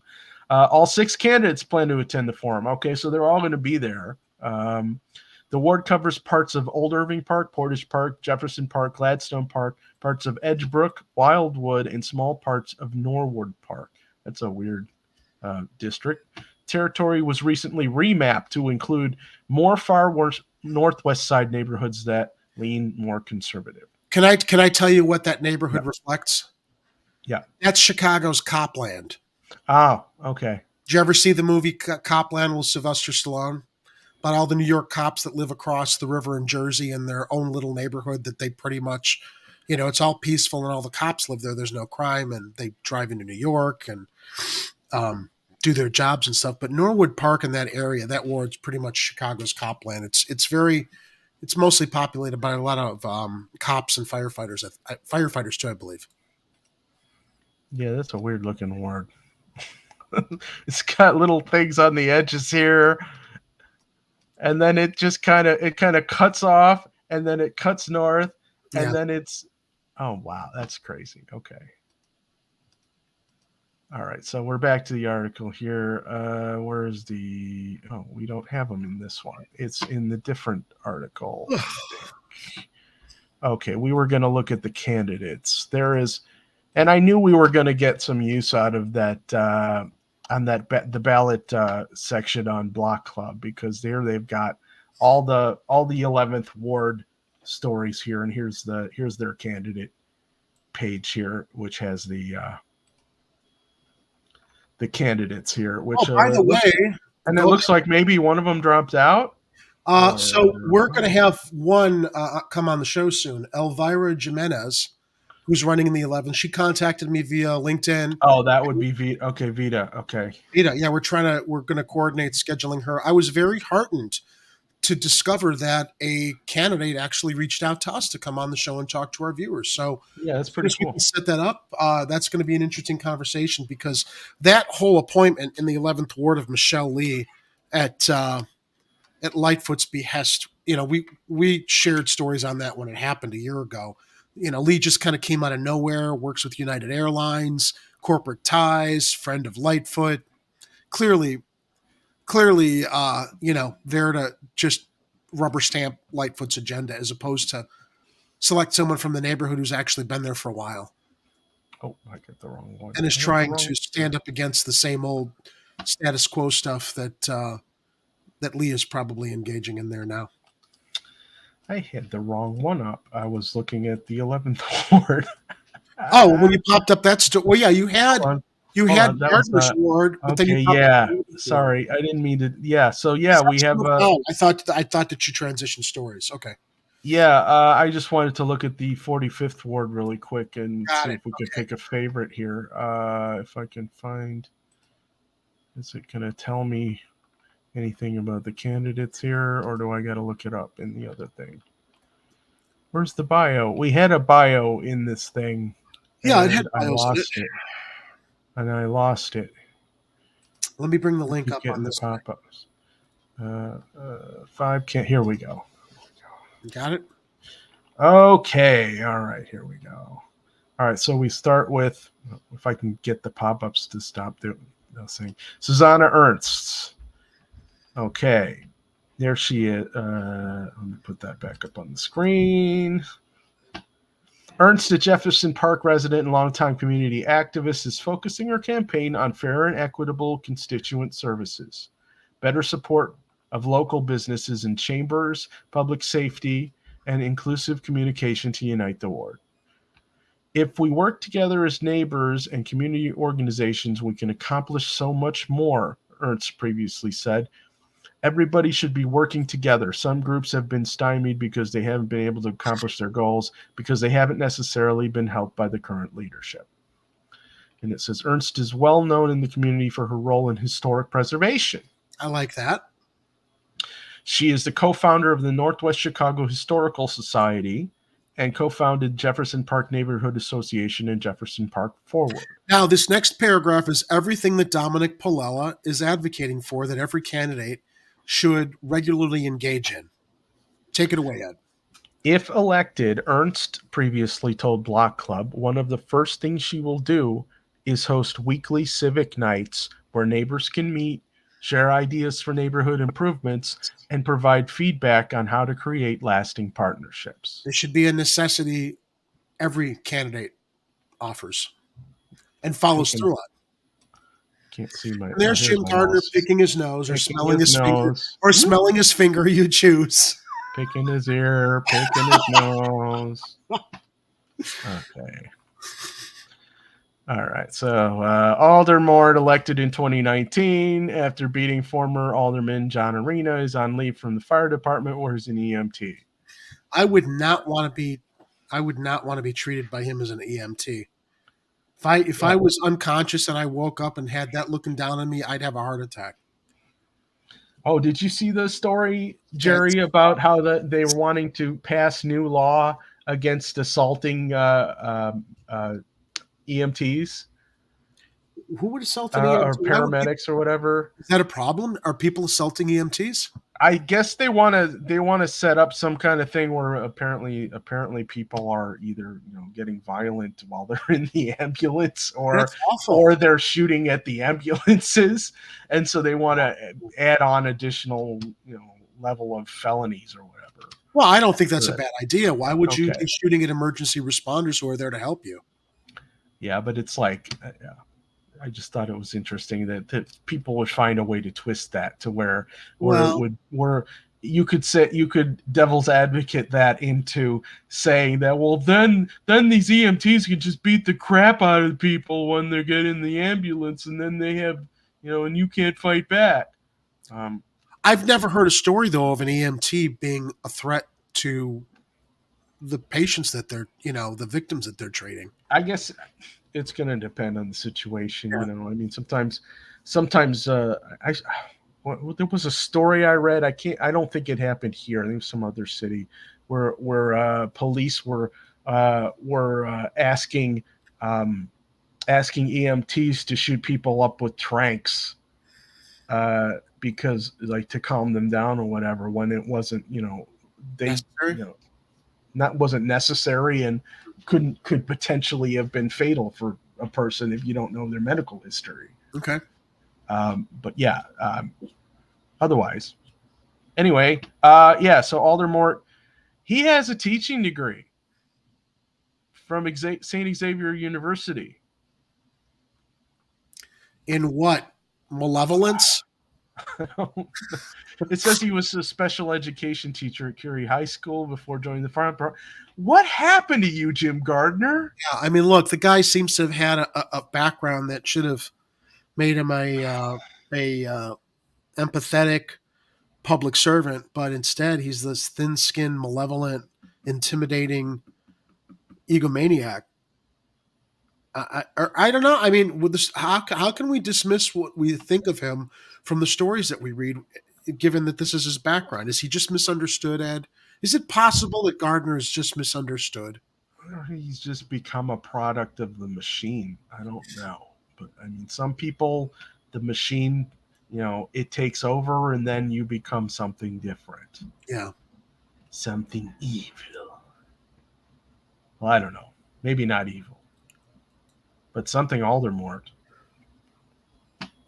Okay, yeah, he's facing multiple lawsuits and scandals after blah blah blah. Okay, we were done talking about Aldermort. Yeah. Okay. So other than saying that he's got $200,000 in his reelection campaign coffers, so that's hopefully that's not gonna be too hard of a hurdle to overcome here. Megan Matthias. Matthias. I think that's how it's pronounced. Yeah, sounds good. Matthias, an old Irving Park resident and attorney, was the first challenger to announce a run in September of 2021. Originally from Michigan, Matthias has lived in Chicago since 2000 and in the 45th Ward since 2014. Single mother of 3, owns her law firm in Old Irving Park. Lop Matthias Law. Matthias previously told Block Club she wants to find common ground amid the ward's political divisions and focus on economic revitalization, supporting working families, increased affordable housing, addressing public safety, and educational support. We want leaders who listen and show up. Those are skills you need and have a vision for the community. This is the work I have done for nearly 2 decades. From that experience, I know we can build common ground and restore the trust between the residents and our elected officials. Okay. I mean, she's a lawyer. I got nothing against her, but but not my top pick. Yeah, there's nothing there one way or the other that makes me strongly feel like she's the solution or that she'd be a problem, but somewhere in the middle. So here we go. Anna Santoyo, mother of 2, a library page and longtime activist, grew up in suburban Palatine and has lived in the 45th Ward since 2018. I lived in Palatine once. It was okay. Portage Park resident Santoyo was the first person in her family to attend college and has been a community activist for more than a decade, speaking out against issues like public schools closing and CTA transit hikes. And she supported a $15 minimum wage, she previously told Block Club. Okay. She's for a living wage, I'm guessing. We know 15's not enough. But that's just me talking. Yeah. Okay. The daughter of Mexican immigrants and a union worker, Santoyo says she wants to bring more progressive and socialist values to city council as she aims to increase rights for union and immigrant workers, improve access to health care and abortion access for women, and build more affordable housing. Okay, that's good. I like that. The policies we're talking about, jobs, education, healthcare, housing, those are the things that will benefit the vast majority of people in this area and in the city, Santoyo said. I think people are ready for this radical change. I don't think it's radical. No, I think this is what we should be doing. Exactly. Yeah. Santoyo, she's a member of the PSL. Okay. Doesn't it say something that people think that this is radical change? This is is progressive steps forward to like a better leadership in these communities. Yeah, no, it's just people hear the S word and they go, "Oh my God, this person's a communism." I'm like, you guys don't even know what communism is. You've been propagandized for literally decades that it's just this evil, terrible thing that doesn't work in places it was tried, when you know that it is certain countries sabotaging those systems instead of just letting them do what they do. If you really think they won't work, let them fail on their own. That's all I'm saying. It's you don't need to go in and sabotage it and then tell everybody it doesn't work. And then half the people I know will start describing socialism or communism, and then they'll be describing capitalism. And then or fascism. Yeah. I had a conversation with a constitutional conservative recently when we were talking about fascism, and Mussolini described fascism as the marriage between corporations and the state. which is Yeah. pretty much what the United States of America is right now, because the Yeah. corporations are making all the decisions. This is not a capitalistic society. The fact that corporations are Well, it is, but exploiting capitalism is true, but the fact that the corporations are the ones making all the decisions regarding where this country goes and how it makes its decisions for the people living here is fascism. The marriage of corporations and state is fascism. What do we have here? And they're also the greatest, recipients of corporate of welfare. The corporations, when they bitch and moan about everybody, oh no, people who are out of work, no, we can't give them any benefits, we can't give them any safety nets. That would be socialism. They're the largest recipients of socialism, with all the tax breaks and everything else, while also dictating policy that affects everybody. So, I think people really need to go Google these terms and understand what they really mean and what we're really living under. Mm-hmm. Yeah, so Santoyo has been active in organizing protests calling for justice for Anthony Alvarez, who was shot and killed during a foot chase in 2021. We did cover that on a few episodes of Chicago Corner. Several, yeah. By Officer Evan Solano in Porter's Park. Okay. Here's James Sue. Sue, an old Irving Park resident and owner of Car Care Auto Spot. Oh, he owns a car. Okay. He owns a car wash. Cool. At 3618 North Cicero, jumped in the race this fall. Sue, who has lived and worked on the Northwest Side for nearly a decade, is a member of Disney 2 Magnet Schools local school council.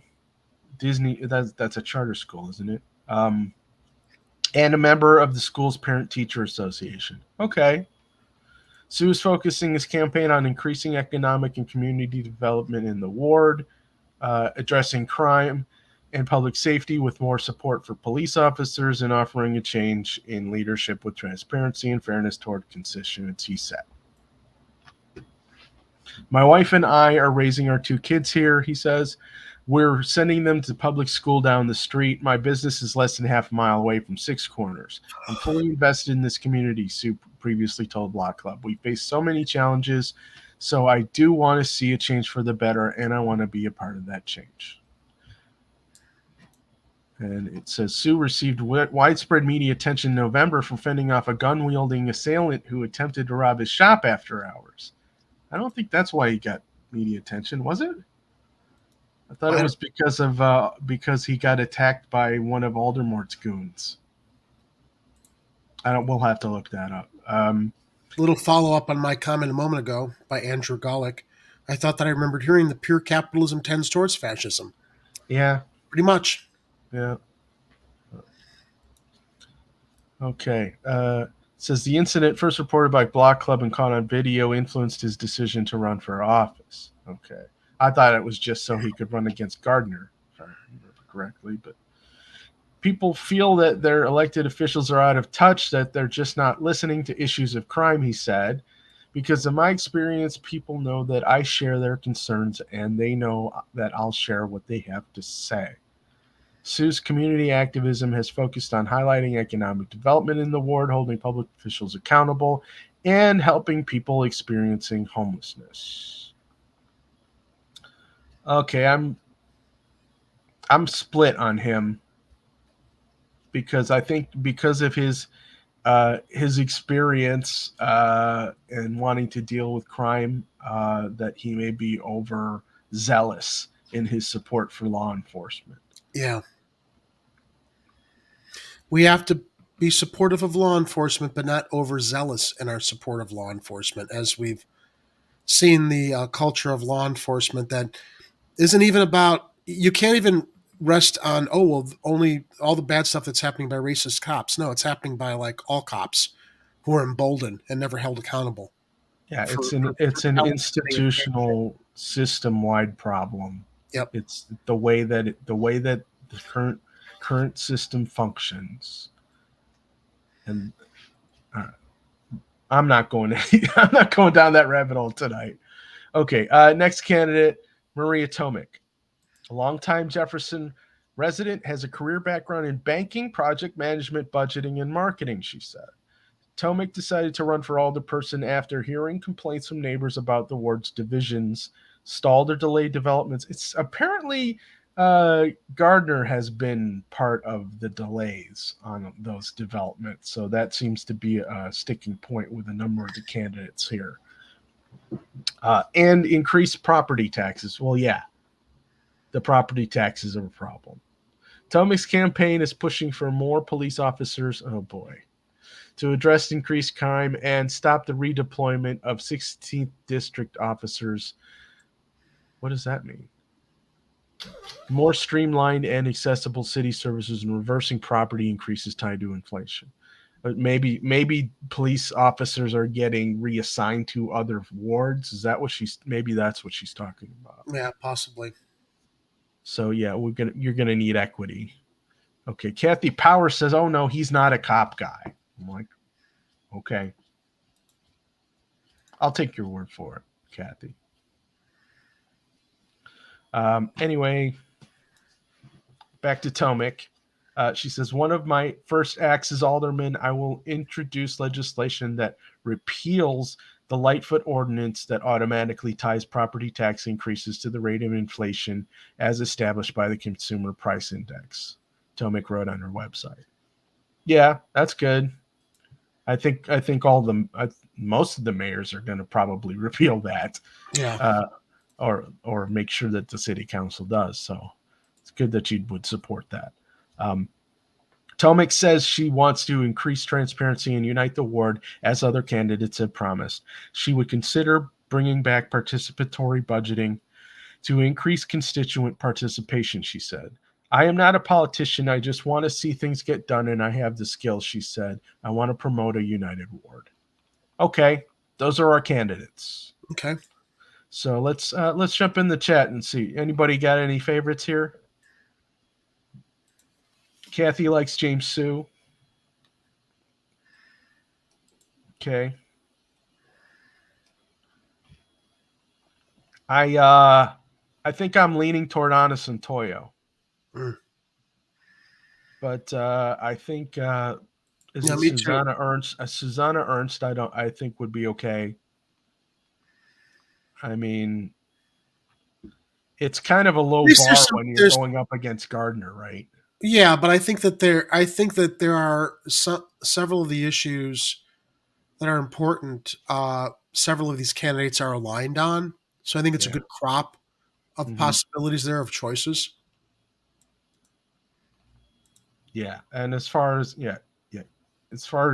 who's a capitalist, I mean, look, we live in a society that leans toward capitalism, or at least merchant type system. So, I mean, you can hit what is it called? A commerce. Yeah. You don't need a capitalist system to still have commerce, and that's what a lot of people don't understand. So even if you had a socialist system, you could still have businesses. It's just you don't have that overarching profit motive that a lot of people use that end up being, inequitable for a lot of people, making it a lot harder for people to make ends meet. So, but yeah, so I don't know. You got a favorite here, Jerry? I like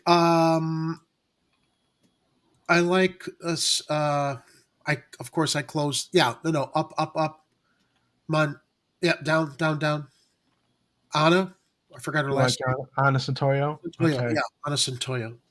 All right. Well, I guess that's Chicago Corner's endorsement for the 45th Ward, Ana Santoyo. Good luck to all the candidates who deserve to win, and bad luck to the ones who don't. It's a nice way to throw them under the bus. Okay, so should we switch over to 11th Ward now? Sure. Okay. Which I inadvertently spilled the beans on the possibility of that's fine. Candidate we'd have on. That's cool. No, because we were gonna look. It's fine. We'll mention again. Here we are. Oh wait, that's not what I need. So Kathy is mentioning, there has been some controversy over Nick Ward's candidacy. Yeah. I looked at it a little bit. We interviewed Nick Ward. Apparently someone in his campaign came under fire, and there was a question on how he was handling that. I don't know all the details. I didn't really take a close look at it. Have you?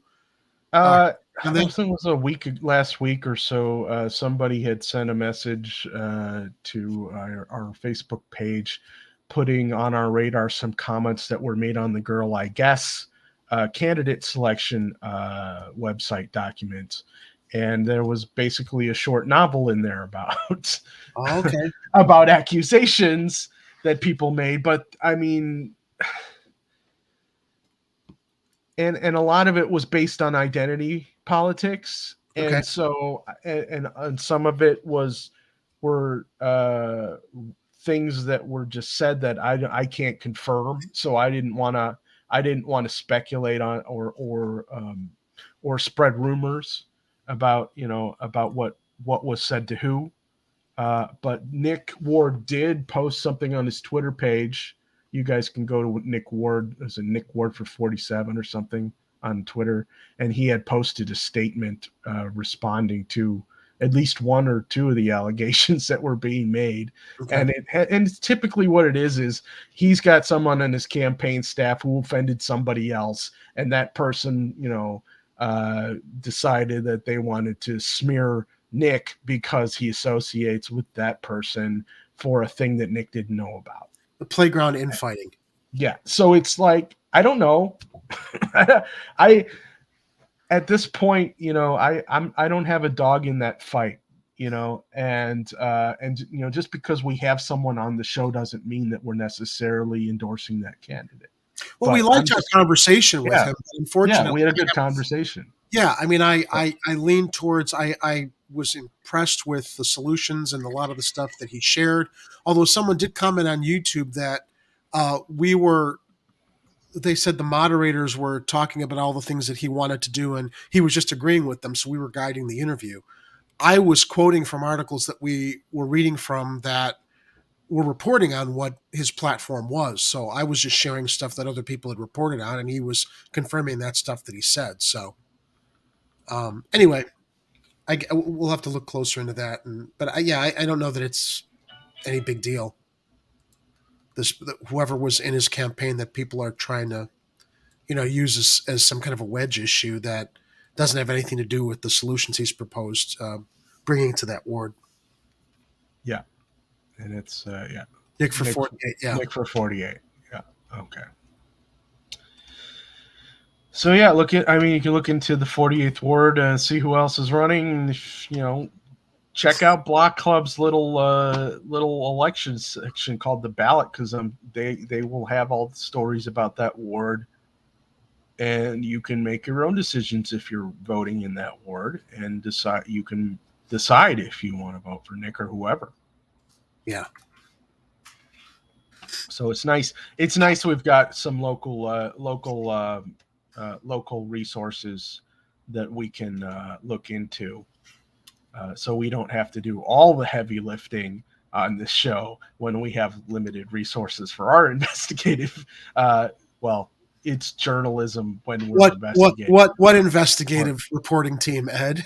Well, whatever it is, look, Jerry, I spent a good 15 minutes trying to figure out which wing restaurants were in the vicinity of the place where that person was ordering 11,000 cases of wings. So that's my contribution to Chicago journalism, Jerry. But our investigative resources are pretty much limited to like deep Google searches, which we do engage in diligently. But it's not like we can send people out to interview and talk to people, individually. So, but I do expand a little further because I also use DuckDuckGo.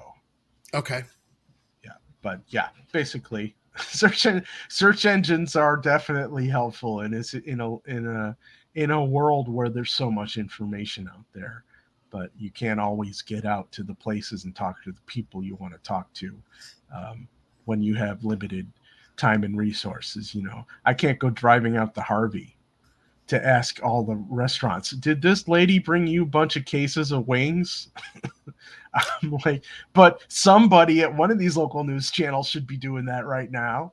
Just Or not we'll have to us. see if Chicago's Finest is on that. So Kathy also mentioned really quickly in wrapping up the Nick Ward update, the comments were taken down within 5 minutes when she called them out, I'm assuming on that Facebook entry. So, all right. Anyway, so here we are. 11th Ward candidates all say the near South Side needs a new high school. The 7 hopefuls for the city council seat weighed in on the area's key issues at a 2-hour forum in Chinatown. And I guess that was yesterday or the day before. Yeah, one of those. Here's a photo. 6 challengers vying to unseat Alderman Nicole Lee. She was the alderman who was appointed by Lightfoot. That's right. The United Airlines executive. Yeah. So left a really high-paying, cushy job at United Airlines to come work in the ward, which pays much less, but I'm sure offers many more perks. Well, but to be fair, it is the ward that she lives in and that her family's in. And then her father was involved in some kind of scandal while he was working for the Dailies Inn. True. So we were going to reserve judgment until we got a little more information on how she's running the ward. Well, I mean, I haven't really seen a whole lot other than people are complaining about what she wants to do about opening a high school. And here they're talking about it needing one. So let's see what the story has to tell us there. It says this 7 candidates vying to be 11th Ward alderperson have vastly different opinions on housing and crime, but all agree on one thing. The ward needs a new high school. Incumbent Alderman Nicole Lee joined challengers Froy Jimenez, Elvira Jimenez. Oh, there's 2 Jimenezes running. Ambria Taylor, Donald Don. These aren't real names, are they? Steve Dimitro and Anthony Ciaravino for the first candidates forum last week. Members of the Coalition for a Better Chinese American Community hosted a 2-hour event at the Pui Tak Center at 2216 South Wentworth. Chicago Public Schools is moving forward with a controversial plan to build a community high school in the adjacent 3rd Ward on former public housing land. Yeah, she, as Kathy says, she's a rubber stamp for Lori all the time. That's the problem with her. Okay. All right. Well, that's one point against her. Yeah. Okay. So one former proponent, Representative Teresa Ma, is threatening to pull state funding. The Chicago Board of Education is expected to make a final decision on the school in June. Though there are 3 high schools nearby, Dunbar, Phillips, and Tilden, all have struggled with years of disinvestment and under-enrollment, leaving families to search outside the ward for options. Yeah, that's one of the problems with the way they do school funding for public schools is they base it on enrollment or like the number of students, which is dumb. They should just base it on need, and they should, there's got to be a better way to do it. I think I heard Jamal Green talking about this too on one of his interviews. Let's see. Don, a veteran.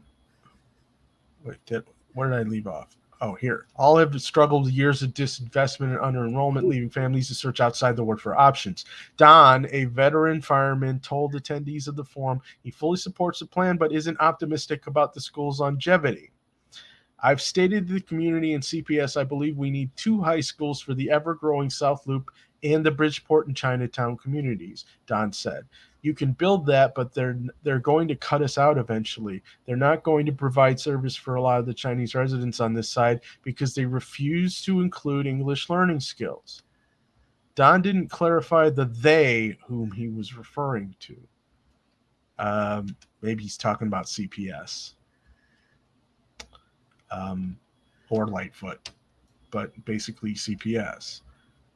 Okay, yeah, I mean, look, I think all public schools should have whatever resources they need for people who are bilingual or need use or have English as a second language. That should be a no-brainer in a public school system. I don't know why CPS would not do that other than they don't care. They're just managing a budget, right, Jerry? Yeah. It's just, yeah. Okay. Taylor also supports the idea of a new high school, but not on public housing land. Yeah, that's a problem too. Yeah, definitely. It's like, how about we get some public housing and then worry about, a school, or put the school somewhere where the schools used to be, because they closed 25 of them. Or no, was it 50? It was 50. Yeah. Okay. A high school is really needed on the northern end of the ward. Also, as a teacher, I've seen that we need good bilingual supports a lot of students aren't getting, especially Chinese-speaking students. Yeah, that seems to be a theme there. Elvira Jimenez, a former bilingual city service representative for the police department, also said 2 schools are needed, saying children need a place to go into. Property taxes are high. People are leaving. We used to have Richards Vocational High School. It was for girls, but that closed down, and Healy School expanded. We never did get another high school other than Tilden, she said. No, that's Vita Jimenez, who we're trying to get on the show. No, we're not trying to. She wants to come on. She wants to come on. That's what I meant. She contacted me on LinkedIn and said she wants to come on. I said, great. Here are our days, 7:30 p.m. Let me know what's good for you. Yeah, so we'll expect to have her on soon. And okay, she says property taxes are high, people are leaving. We used to average. Okay, vocational. Okay, Lee touted her efforts to deliver the school, which involved working with fellow Alderman Pat Dowell III to secure tax increment financing for the project. TIFs. The mother of 2 told residents she faced challenges 5 years ago when deciding on suitable high school for her children. The role I'm already playing today, is to hold accountable the Chicago Housing Authority and CPS to make sure our community is involved in the planning process, which they have been part of the design process, Lee said. Why would they allow them to build a high school where they should have public housing?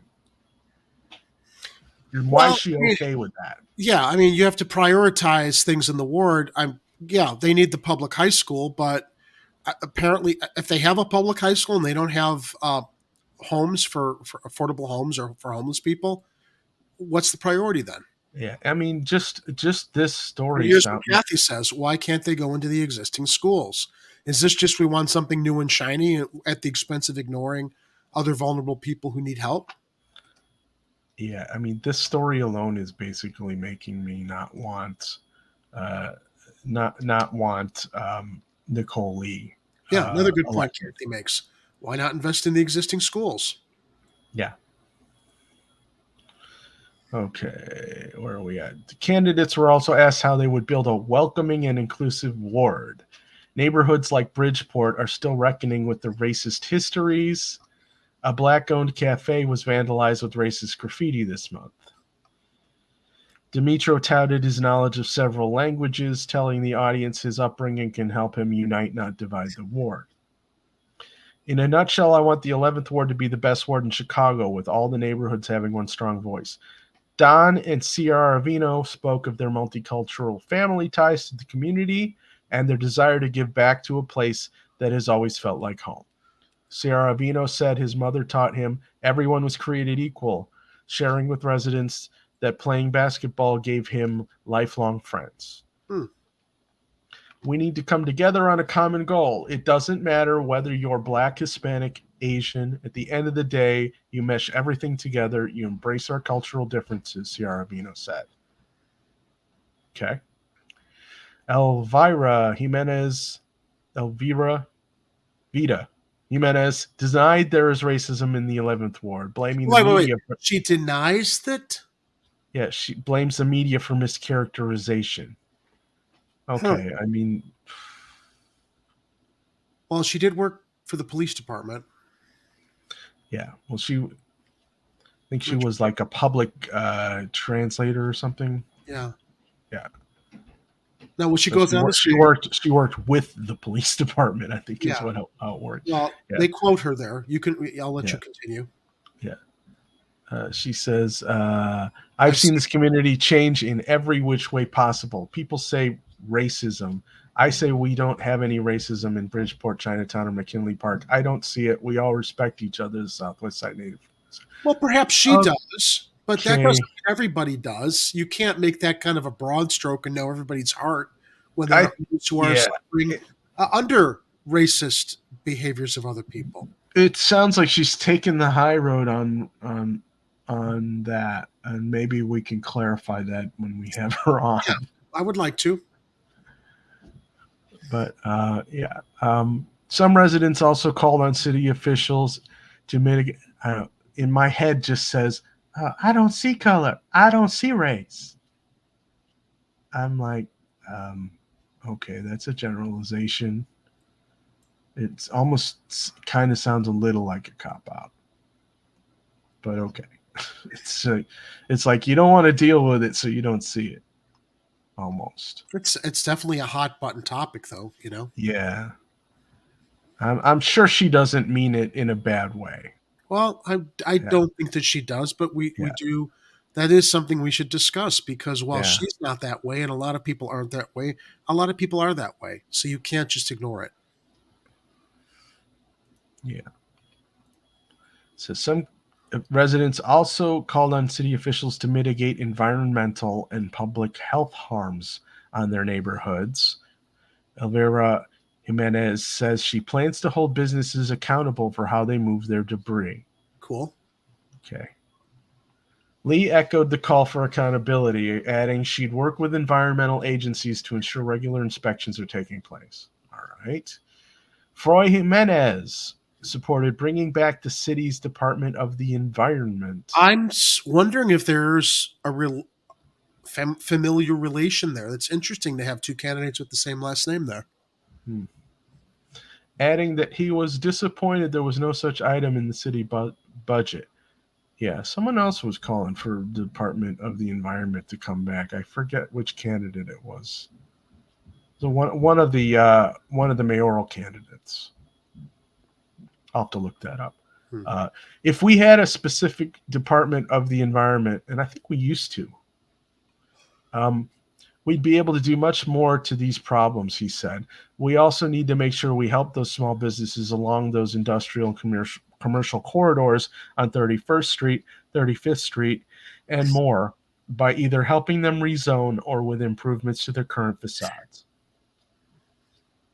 It's fine to support the businesses. You know, we need thriving small businesses. It's all part of the whole city commerce community thing. You know, it's like we're not anti-business when we talk about things like equity and living wages and that kind of stuff. We're trying to make sure that, you know, everybody is well taken care of so that they can be a better contributing member of society.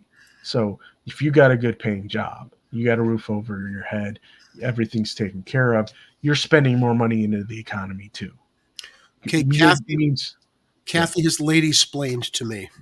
Jimenez is a very common name. Thank you, Kathy. Okay. Lady-splained to me.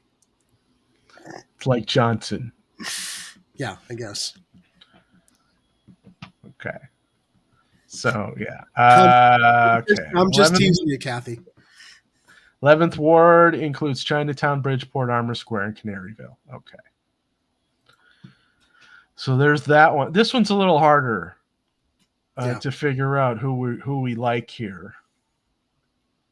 Yeah, and maybe it's just that we just don't know enough about the candidates yet. Well, there's not. I mean, these are broad strokes. There's not enough detail aside from that school issue and the public property that they're talking about there. Yeah. So did you see my private chat, Ed? Yes, you have breaking news, Jerry? I do have breaking news that just came across my email.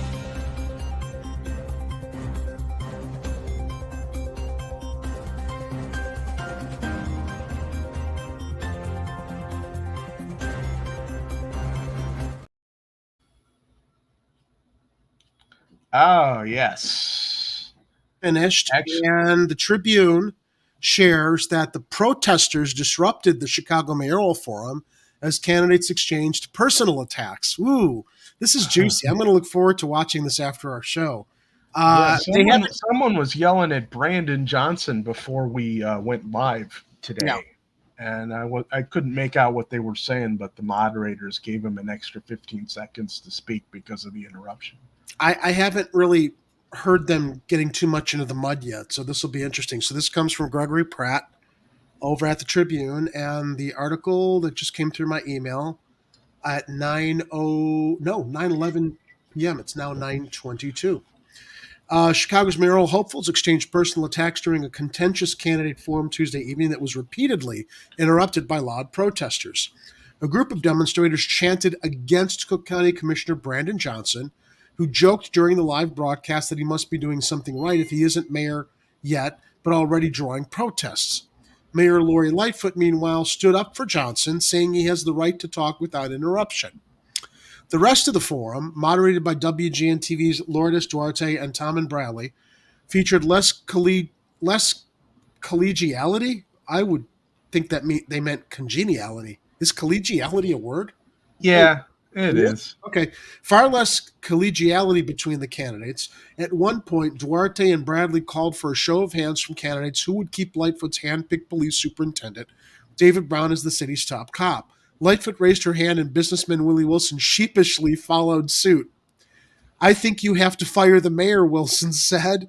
Lightfoot mostly ignored the comment, but pivoted to an attack Johnson and U.S. Representative Jesus the Stash Garcia, who she accused of being defunders of the Chicago Police Department. Fact check that, Garcia responded. She's always creating smokescreens to cover up her own failures.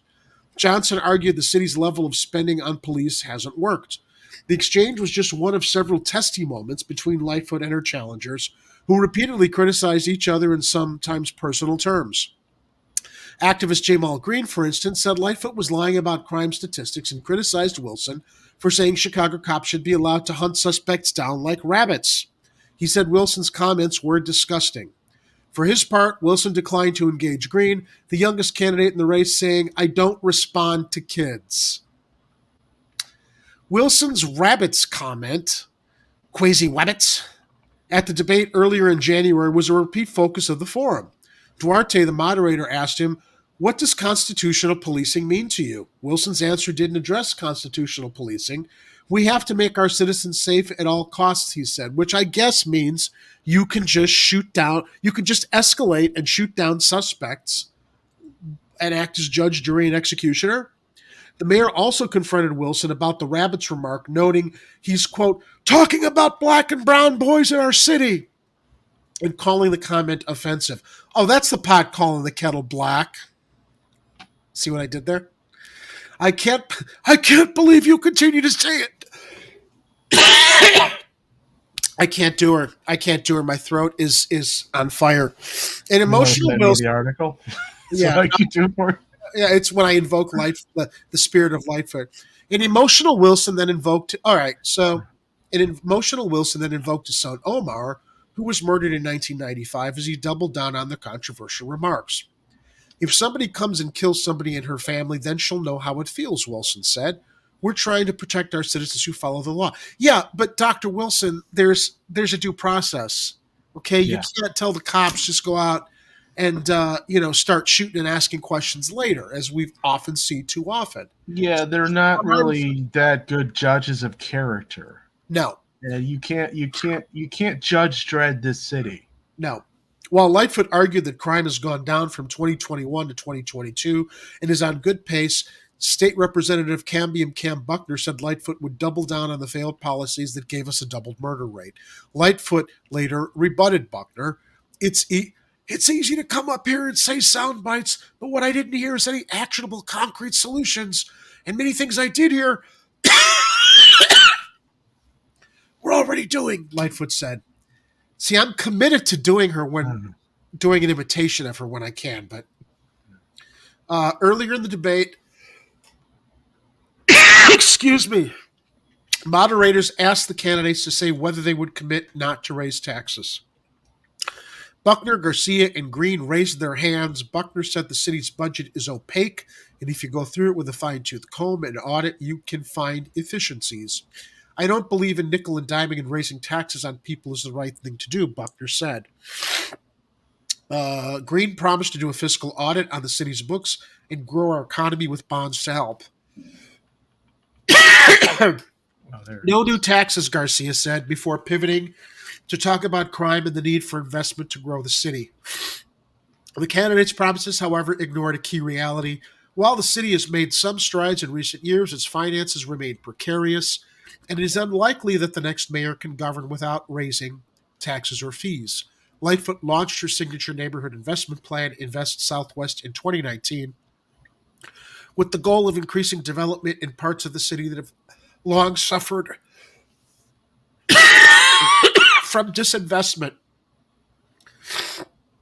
I'm glad I'm getting this out of the way right now, this update, so we don't have to report on it on Friday. The mayor frequently lauds the program as a transformational effort to boost neighborhoods on the south and west sides, but a Tribune review of the program paints a much more complex and nuanced picture. To be sure, Lightfoot's administration has spent millions of dollars in public funds and worked to spur both public and private development in neighborhoods that have experienced generations of disinvestment. But the mayor has also lumped millions of dollars that were already in the works before she took office or constitute routine government spending, padding the investment total for Invest Southwest. Vallis criticized her for doing one-offs and taking credit for economic development. Lightfoot countered that it's unfair to call her projects warmed over has, and said, tell that to the people of Austin, tell that to the people of Roseland, where we have seen real economic development. At a post-forum news conference, Lightfoot responded to Wilson's comments about the loss of family and said she is very sorry and sympathetic to every single parent who's lost a loved one, a child to gun violence in the city, but she can't turn that pain into the kind of thing that he wants. There are plenty of examples. I can't do it. There are plenty of examples in our city where moms and dads and grandmas and others have turned their pain into purpose, who have come together in productive ways to help our young people heal, and recognize that picking up a gun is the start of a tragedy and it's not going to keep them safe. There's a lot of constructive things that one can do in light of that, and I can think of countless examples from my own experience, Lightfoot said, except reallocating police resources. You see, here she goes. Everything she's saying we agree with, but it's platitudes. It's the platitudes of Lori Lightfoot. She says it. She's just campaigning. She's just campaigning, but that doesn't mean she's going to actually reallocate the resources that she's pouring into the police budgets. That's just going to overfund the cops and have no dent on crime whatsoever. If you don't get to the root causes of what these desperate and vulnerable people and kids in these neighborhoods are dealing with, this is just word salad. What she's saying, we agree with. We know she's not going to do it. She's just in campaign mode. And that she uses the opportunity with Wilson's tragedy here to act like she cares is just, it's obscene. It's odious because there's no follow through from her. Look, $170 million for the police academy that just opened. And more, and all the money that's gone to the police. No reallocation of those funds. But she continued to say, I'm justified because my son was killed by gun violence. How about work to bring peace to our neighborhoods, not to exacerbate the problem by letting the police loose to kill more black and brown kids? That's not the answer, but that's what she's doing. Yeah, and that's what Willie's doing too. It's like, there's no reform. With his hunting rabbits comment, it's like he can't see outside his own bias there. Yeah. Okay. So I can certainly sympathize with his pain of losing his son that way. But yeah, dude, you got to step out of your own shoes and step into others and realize that, his experience is unique and it's not the cut and paste solution for suddenly reducing crime by telling cops to just go out and shoot up anybody that they suspect is going to threaten someone else's life. They do it anyway, right? I mean, they're already doing it. The whole program of the the consent decree that he also wants pulled back, and that Vallis doesn't seem to. I think it was Vallis. They didn't really even put it into practice yet, have they? But they're not interested. But they think that it goes too far. Now, if no candidate receives more than 50% of the vote on February 28th, a runoff among the top two will happen April 4th, which means we'll be talking about this for another month. Early voting began last week, and as of Tuesday, 1,122 people had cast ballots in person, and 3,255 ballots had been returned by mail. So that's the update on tonight's debate, so we don't have to cover it on Friday. Fresh news for everybody. And now you know why I haven't spoken up much during the show tonight, because although I was excited to share this breaking news, I myself didn't realize I'm still not quite over my sore throat, so it's a little hard to talk. Kathy says in the chat, yeah, the city doesn't even remove blood from the sidewalk after shootings. And Drew Golick shares, if a mayor is sorry about something in their city, they should do something about it, not just use words. Words mean nothing without actions. Absolutely. Yep. But she is getting her mental health clinic to Virtue Signal in Logan Square, close to where she lives. Yep. One clinic isn't enough. It's not. So I hand it back to you, Ed. I know that there were a couple of stories, but I figured that was okay. Well, we're 2 hours in, and no porn bots. Disappointing. But let's see what's left on our show notes here. We can talk about this for a minute. Okay. There's no real big updates to this other than the concession workers at Chicago's United Center, where they play sports. Yeah. And show concerts and stuff. They might be striking. And then regulators are investigating allegations of labor law violations here. So, Ed, I'm going to let you read this. I'm going to just dismiss myself for a minute. I got to go in the kitchen and grab some water because my throat's on fire. I'll be right back. All right, sounds good. Jamie O'Neill has worked at the United Center for more than 3 decades, managing a concession stand at the home of the Chicago Bulls and Blackhawks. In the off-season, O'Neill, 60, works at Wrigley Field. She doesn't qualify for health insurance from her employer, Chicago-based food service provider Levy. On her feet much of the time, O'Neill has struggled with the foot issue she let go untreated for 5 years because she did not have insurance. It just progressively got worse, causing me more surgeries and more pain and more problems, said O'Neill, who now pays for private insurance.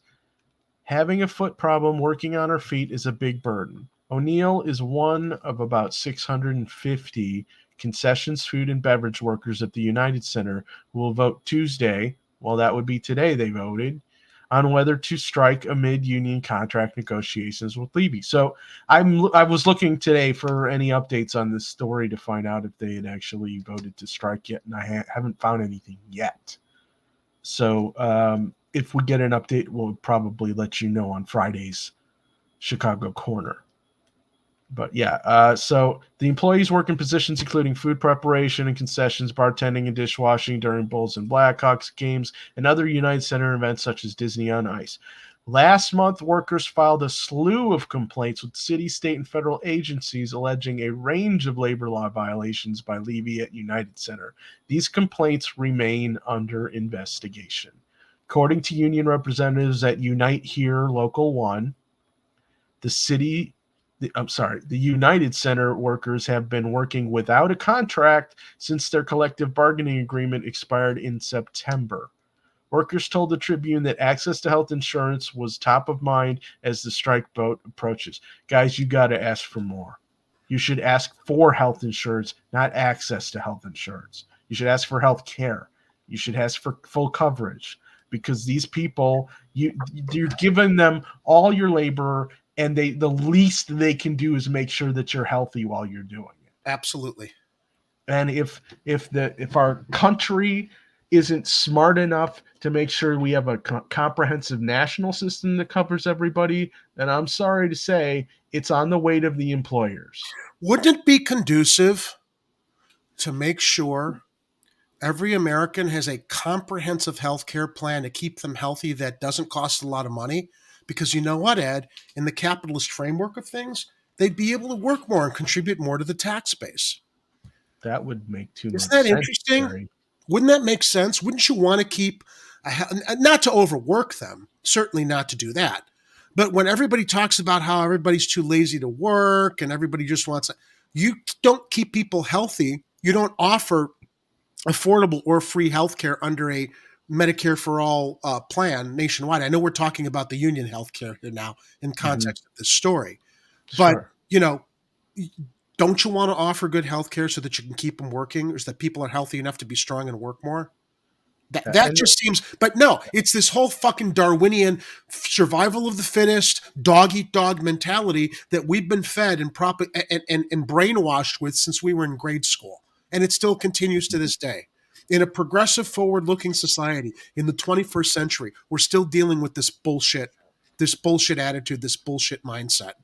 And it's crazy because if every employer, if all the businesses understood how federal spending works, and they should understand by now, we've sent over $100 billion to Ukraine.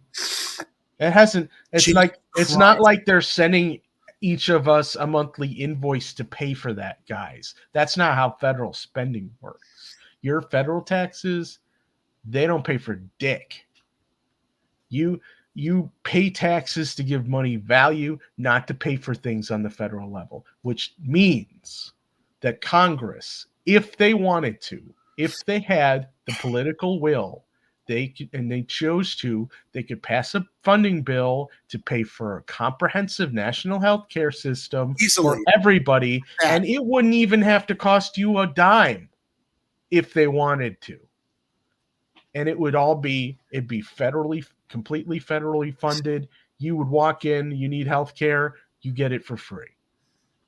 But nobody in Congress wants to do that because they're all in the pocket of big pharma, the pharmaceutical cartels, and the medical industry, insurance industry, the insurance cartels, because that would be socialism.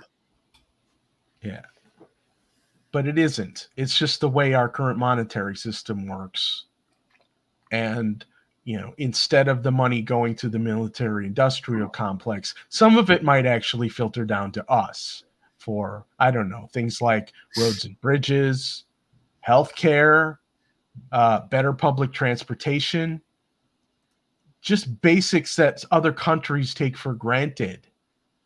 Yeah. We have to fight for because everybody's been brainwashed into thinking we all got to pick ourselves up by our bootstraps and we have to earn our health care. And those other countries would rise up and revolt if their health care was taken away from them. That's the one thing they don't fuck around with. They're like, what? You guys don't have any kind of nationalized health care to protect yourselves? Hell, we have that here, and if it were taken away, that's the one thing that would topple a government in those countries. I mean, hell, I think it was France. Just the other weekend, they were all out in the streets because their government wanted to raise their retirement age by a couple years. Yeah. So, I mean, come on. Let's wake up, America. Come on. We can do better. So, so we'll go back to the story really quick here, though. I mean, look, they're probably going to vote to strike. If not, then the United Center, if they're smart, would have stepped up and given them a decent contract. But we don't know. We don't know what's going to happen. We'll hopefully have an update on Friday for this. Yeah. And then we got a couple follow-ups. You guys remember we talked about that one building that had a fire here, and we have, as soon as it loads up here, via WQAD ABC 8, wherever that's located. Is that Quad Cities? Probably. I'm guessing. Oh, probably. by the way, before you go on, Adam, sorry, I just noticed another $5 tip in chat. Oh, we got Rockfin tip, huh? From Dominic Palella, and I want to share it here and thank Dominic again for another fine comment. And what he shared is, and this is in relation to what we were just talking about with the mayoral forum. So he says, forum and debate moderators never ask the one most important question about the city treasury. That question should be why citizens are not allowed to be involved in the budgeting process so they can decide how their tax money is used. Very good point, Dominic. Thank you. Because they don't trust us. Oh, I think my we're all goodness. going to ask for ponies and unicorns. It was a mother load over on Rockfin tonight with Dominic's $5 chats. There's one more. So we got 3 $5 chat tips from Dominic over on Rockfin. I read the first.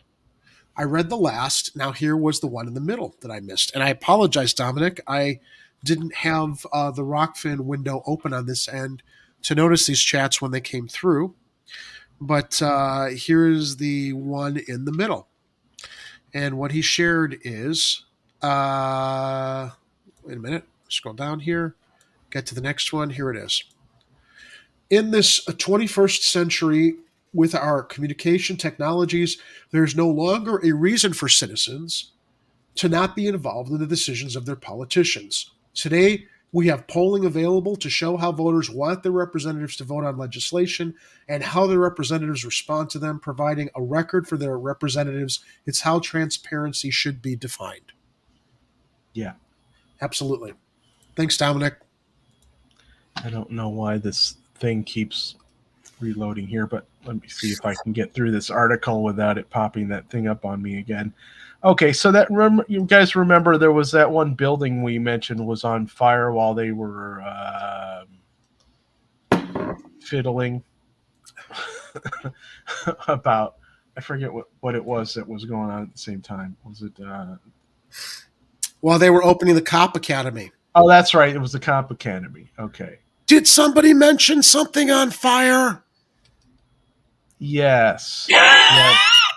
Yes, Lori, someone did mention something on fire. And here we go. Oh, man, why does it keep doing that? Hold on a minute. Let's see if I can close this thing. Here we go. Okay. Authorities say workers with a restoration company working on a Chicago high-rise following a deadly fire stole $19,000 and jewelry from one resident's apartment. Well, wait. Who stole them? I was looking at workers. With a restoration company working on the high-rise following the fire. Okay. It says 2 workers with a company hired for restoration work on a Chicago high-rise apartment building following a deadly fire allegedly stole $19,000 in jewelry from one resident's apartment, authorities said. Okay, authorities. The 2 men, ages 20 and 26, are both charged with a felony residential burglary, court records show.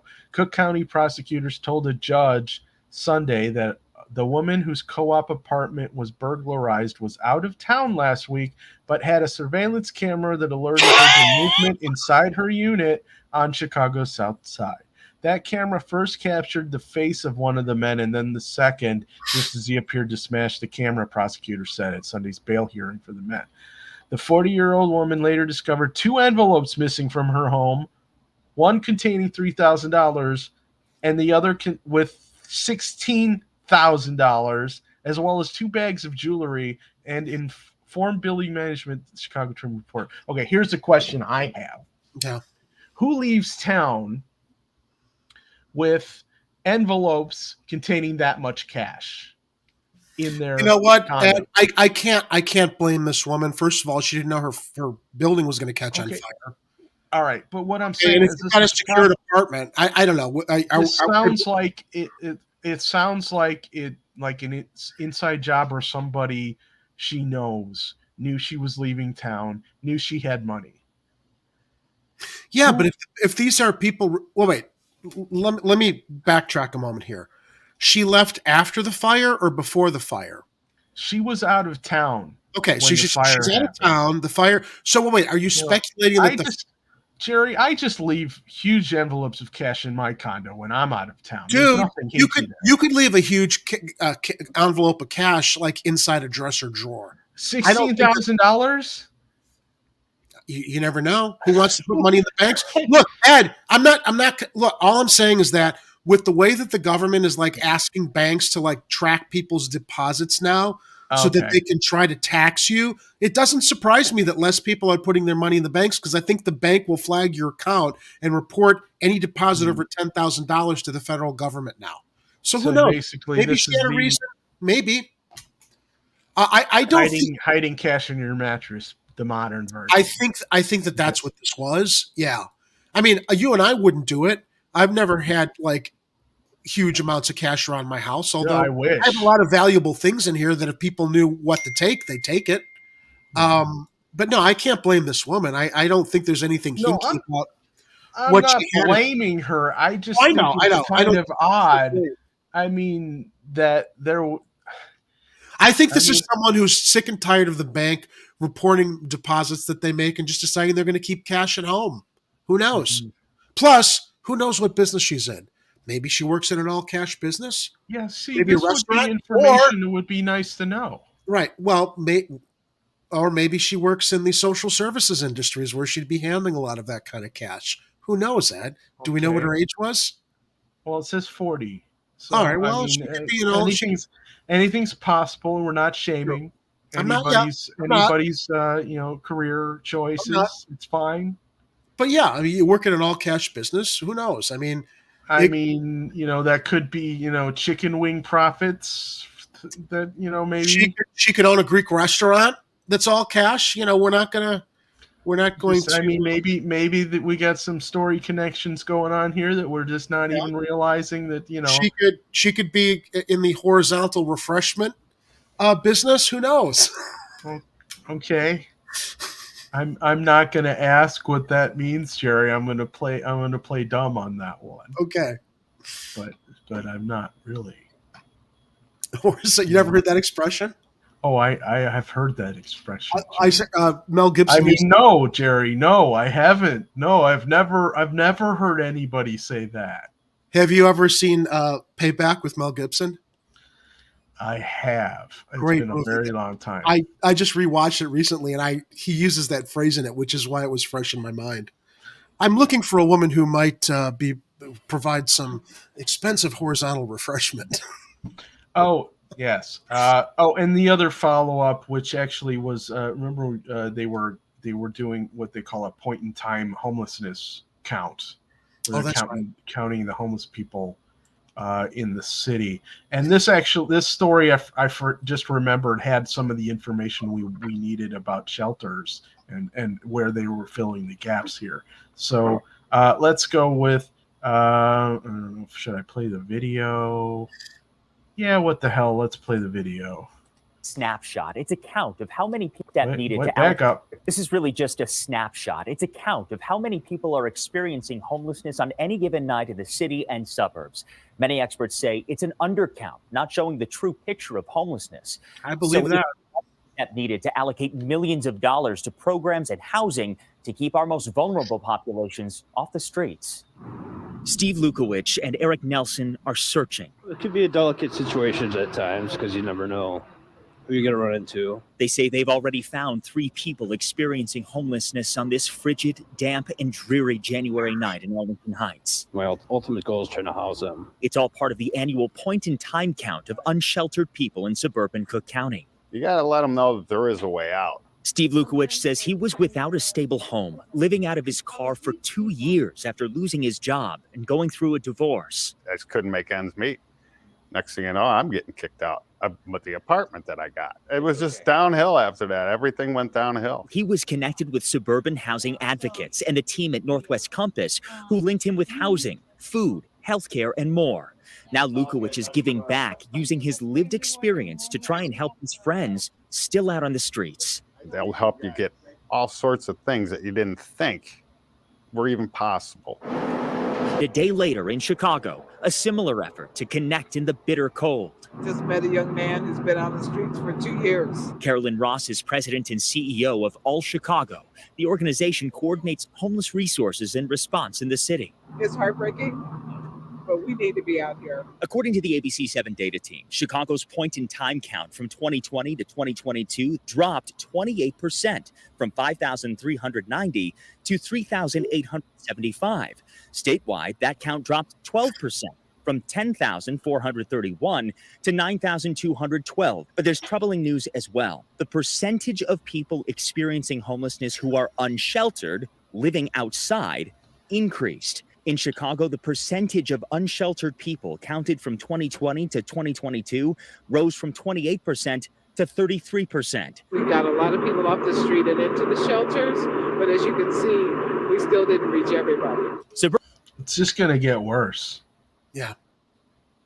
Because we have so many people in federal government, state government, and even city government who just don't give a crap. Urban Cook County Alliance to End Homelessness says the pandemic upended the shelter system overnight, losing nearly 3/4 of available congregate space. Leanne Austin felt it firsthand. Mentally, it breaks you as a person. She says when she was without a home during the pandemic, finding shelter was nearly impossible. I went from hospital to hospital, from shelter to shelter, or there were no shelters, and the best you could do was go to a hotel lobby. But since the pandemic started, tens of millions of federal, state, and local dollars have been invested in the city and suburbs to support new initiatives to add more shelter space, services, and non-congregate private rooms. That money coming from the CARES Act and American Rescue Plan. I'm grateful, I'm happy, and I'm hoping that we can help others on the street as well. Advocates all over the city, state, and country this week are working to end the stigma and suffering of homelessness. Nobody wants to be outside homeless, cold, alone, doing nothing with their lives. We want to be successful. We want to succeed. But it just takes that one person or that one organization to notice you. If you'd like to get involved with the organizations featured in this report tonight, we have links to help at abc7chicago.com and resources if you or someone you know is in housing crisis. Mark Rivera, ABC7 Eyewitness News. Thanks, Mark. So yeah, this article more or less is just quoting what we just watched. I'm trying to see where there was a piece of information where they talked about shelters. Yeah, good point. Go ahead, Jerry. Well, I said good point to whatever, man. Chicago's not broke, so why the housing problems? Because they hoard the money. Yep. Like a leprechaun or a dragon. Yeah. Speaking of leprechauns and dragons, Lori's out campaigning. Is that me gold? What the hell are you? I'm a leprechaun, me dear. Here, this is what you're looking for, right?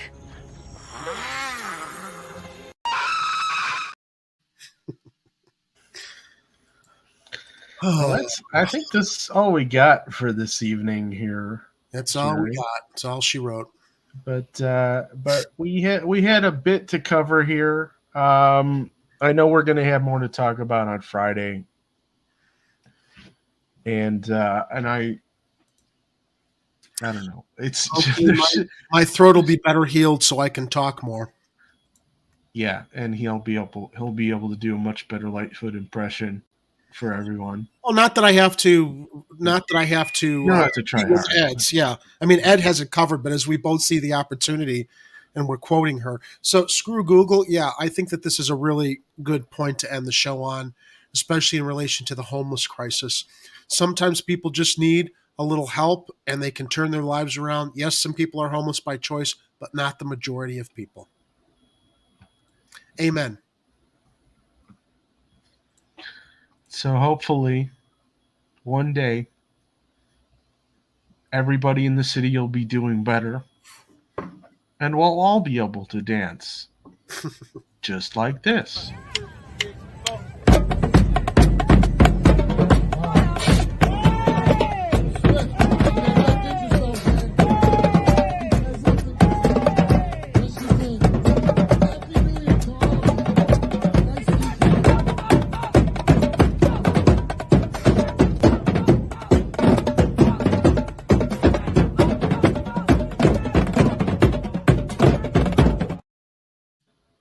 I want to see a dance off. I want to see her dance out of office between her and Jamal. I bet Jamal could cut a rug in a dance off against her. Yeah, I don't know. Which candidate is the best dancer? I doubt it. Dallas.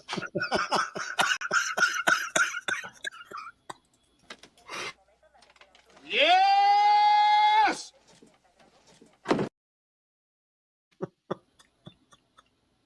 You think Ray Lopez is the best dancer? I don't know. No, I just like showing all of our crazy candidate overlays. Oh yeah.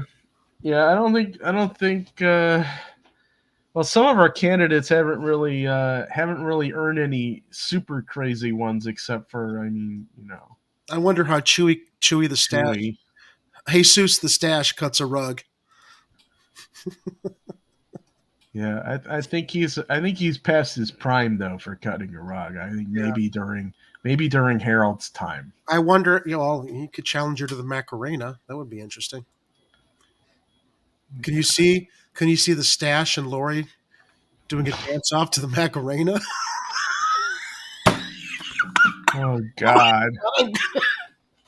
That sounds like a future video there. But yeah, we're gonna have to figure out how to put together. So I want to thank everybody for joining us this evening on a Taco Tuesday Chicago Corner, where we covered as much as we could cover within the time allotted, which is hard to do. Yes. We cover a lot of ground here every Tuesday and Friday. And I'm sure on Friday we're going to cover even more ground. Hopefully we'll have updates on a few stories. There will probably be some new breaking stories going on. And Jerry will be driving the bus once again, so it's going to roll much more smoothly. Oh, you which think? I am looking forward to. Did you find this challenging? I thought you did fine tonight. Yeah, I did okay. You did good. Better than okay. I felt last Friday, Kit was very kind in complimenting us on last Friday's show. I'm like, Kit, you're very kind, but that was all Ed. I was so checked out just because I was really, really sick. I feel better tonight though. I feel I have a little bit more energy. I'm not as like, oh, I got to crawl back into bed. It's just my throat is hoarse right now. So, yeah, it's like, if Jerry wasn't operating on half a tonsil today or whatever it is, he'd definitely be a lot more like this. I want you to get up now. I want all of you to get up out of your chairs. I want you to get up right now and go to the window, open it, and stick your head out and yell, "I'm as mad as hell, and I'm not going to take this anymore!" Get out. And don't come back until you've redeemed yourselves.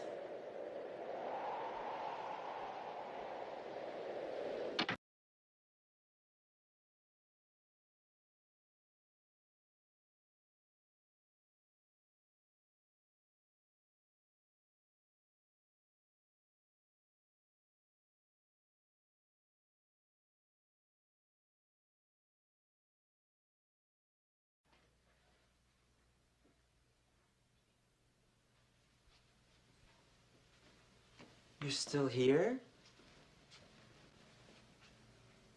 It's over. Go home.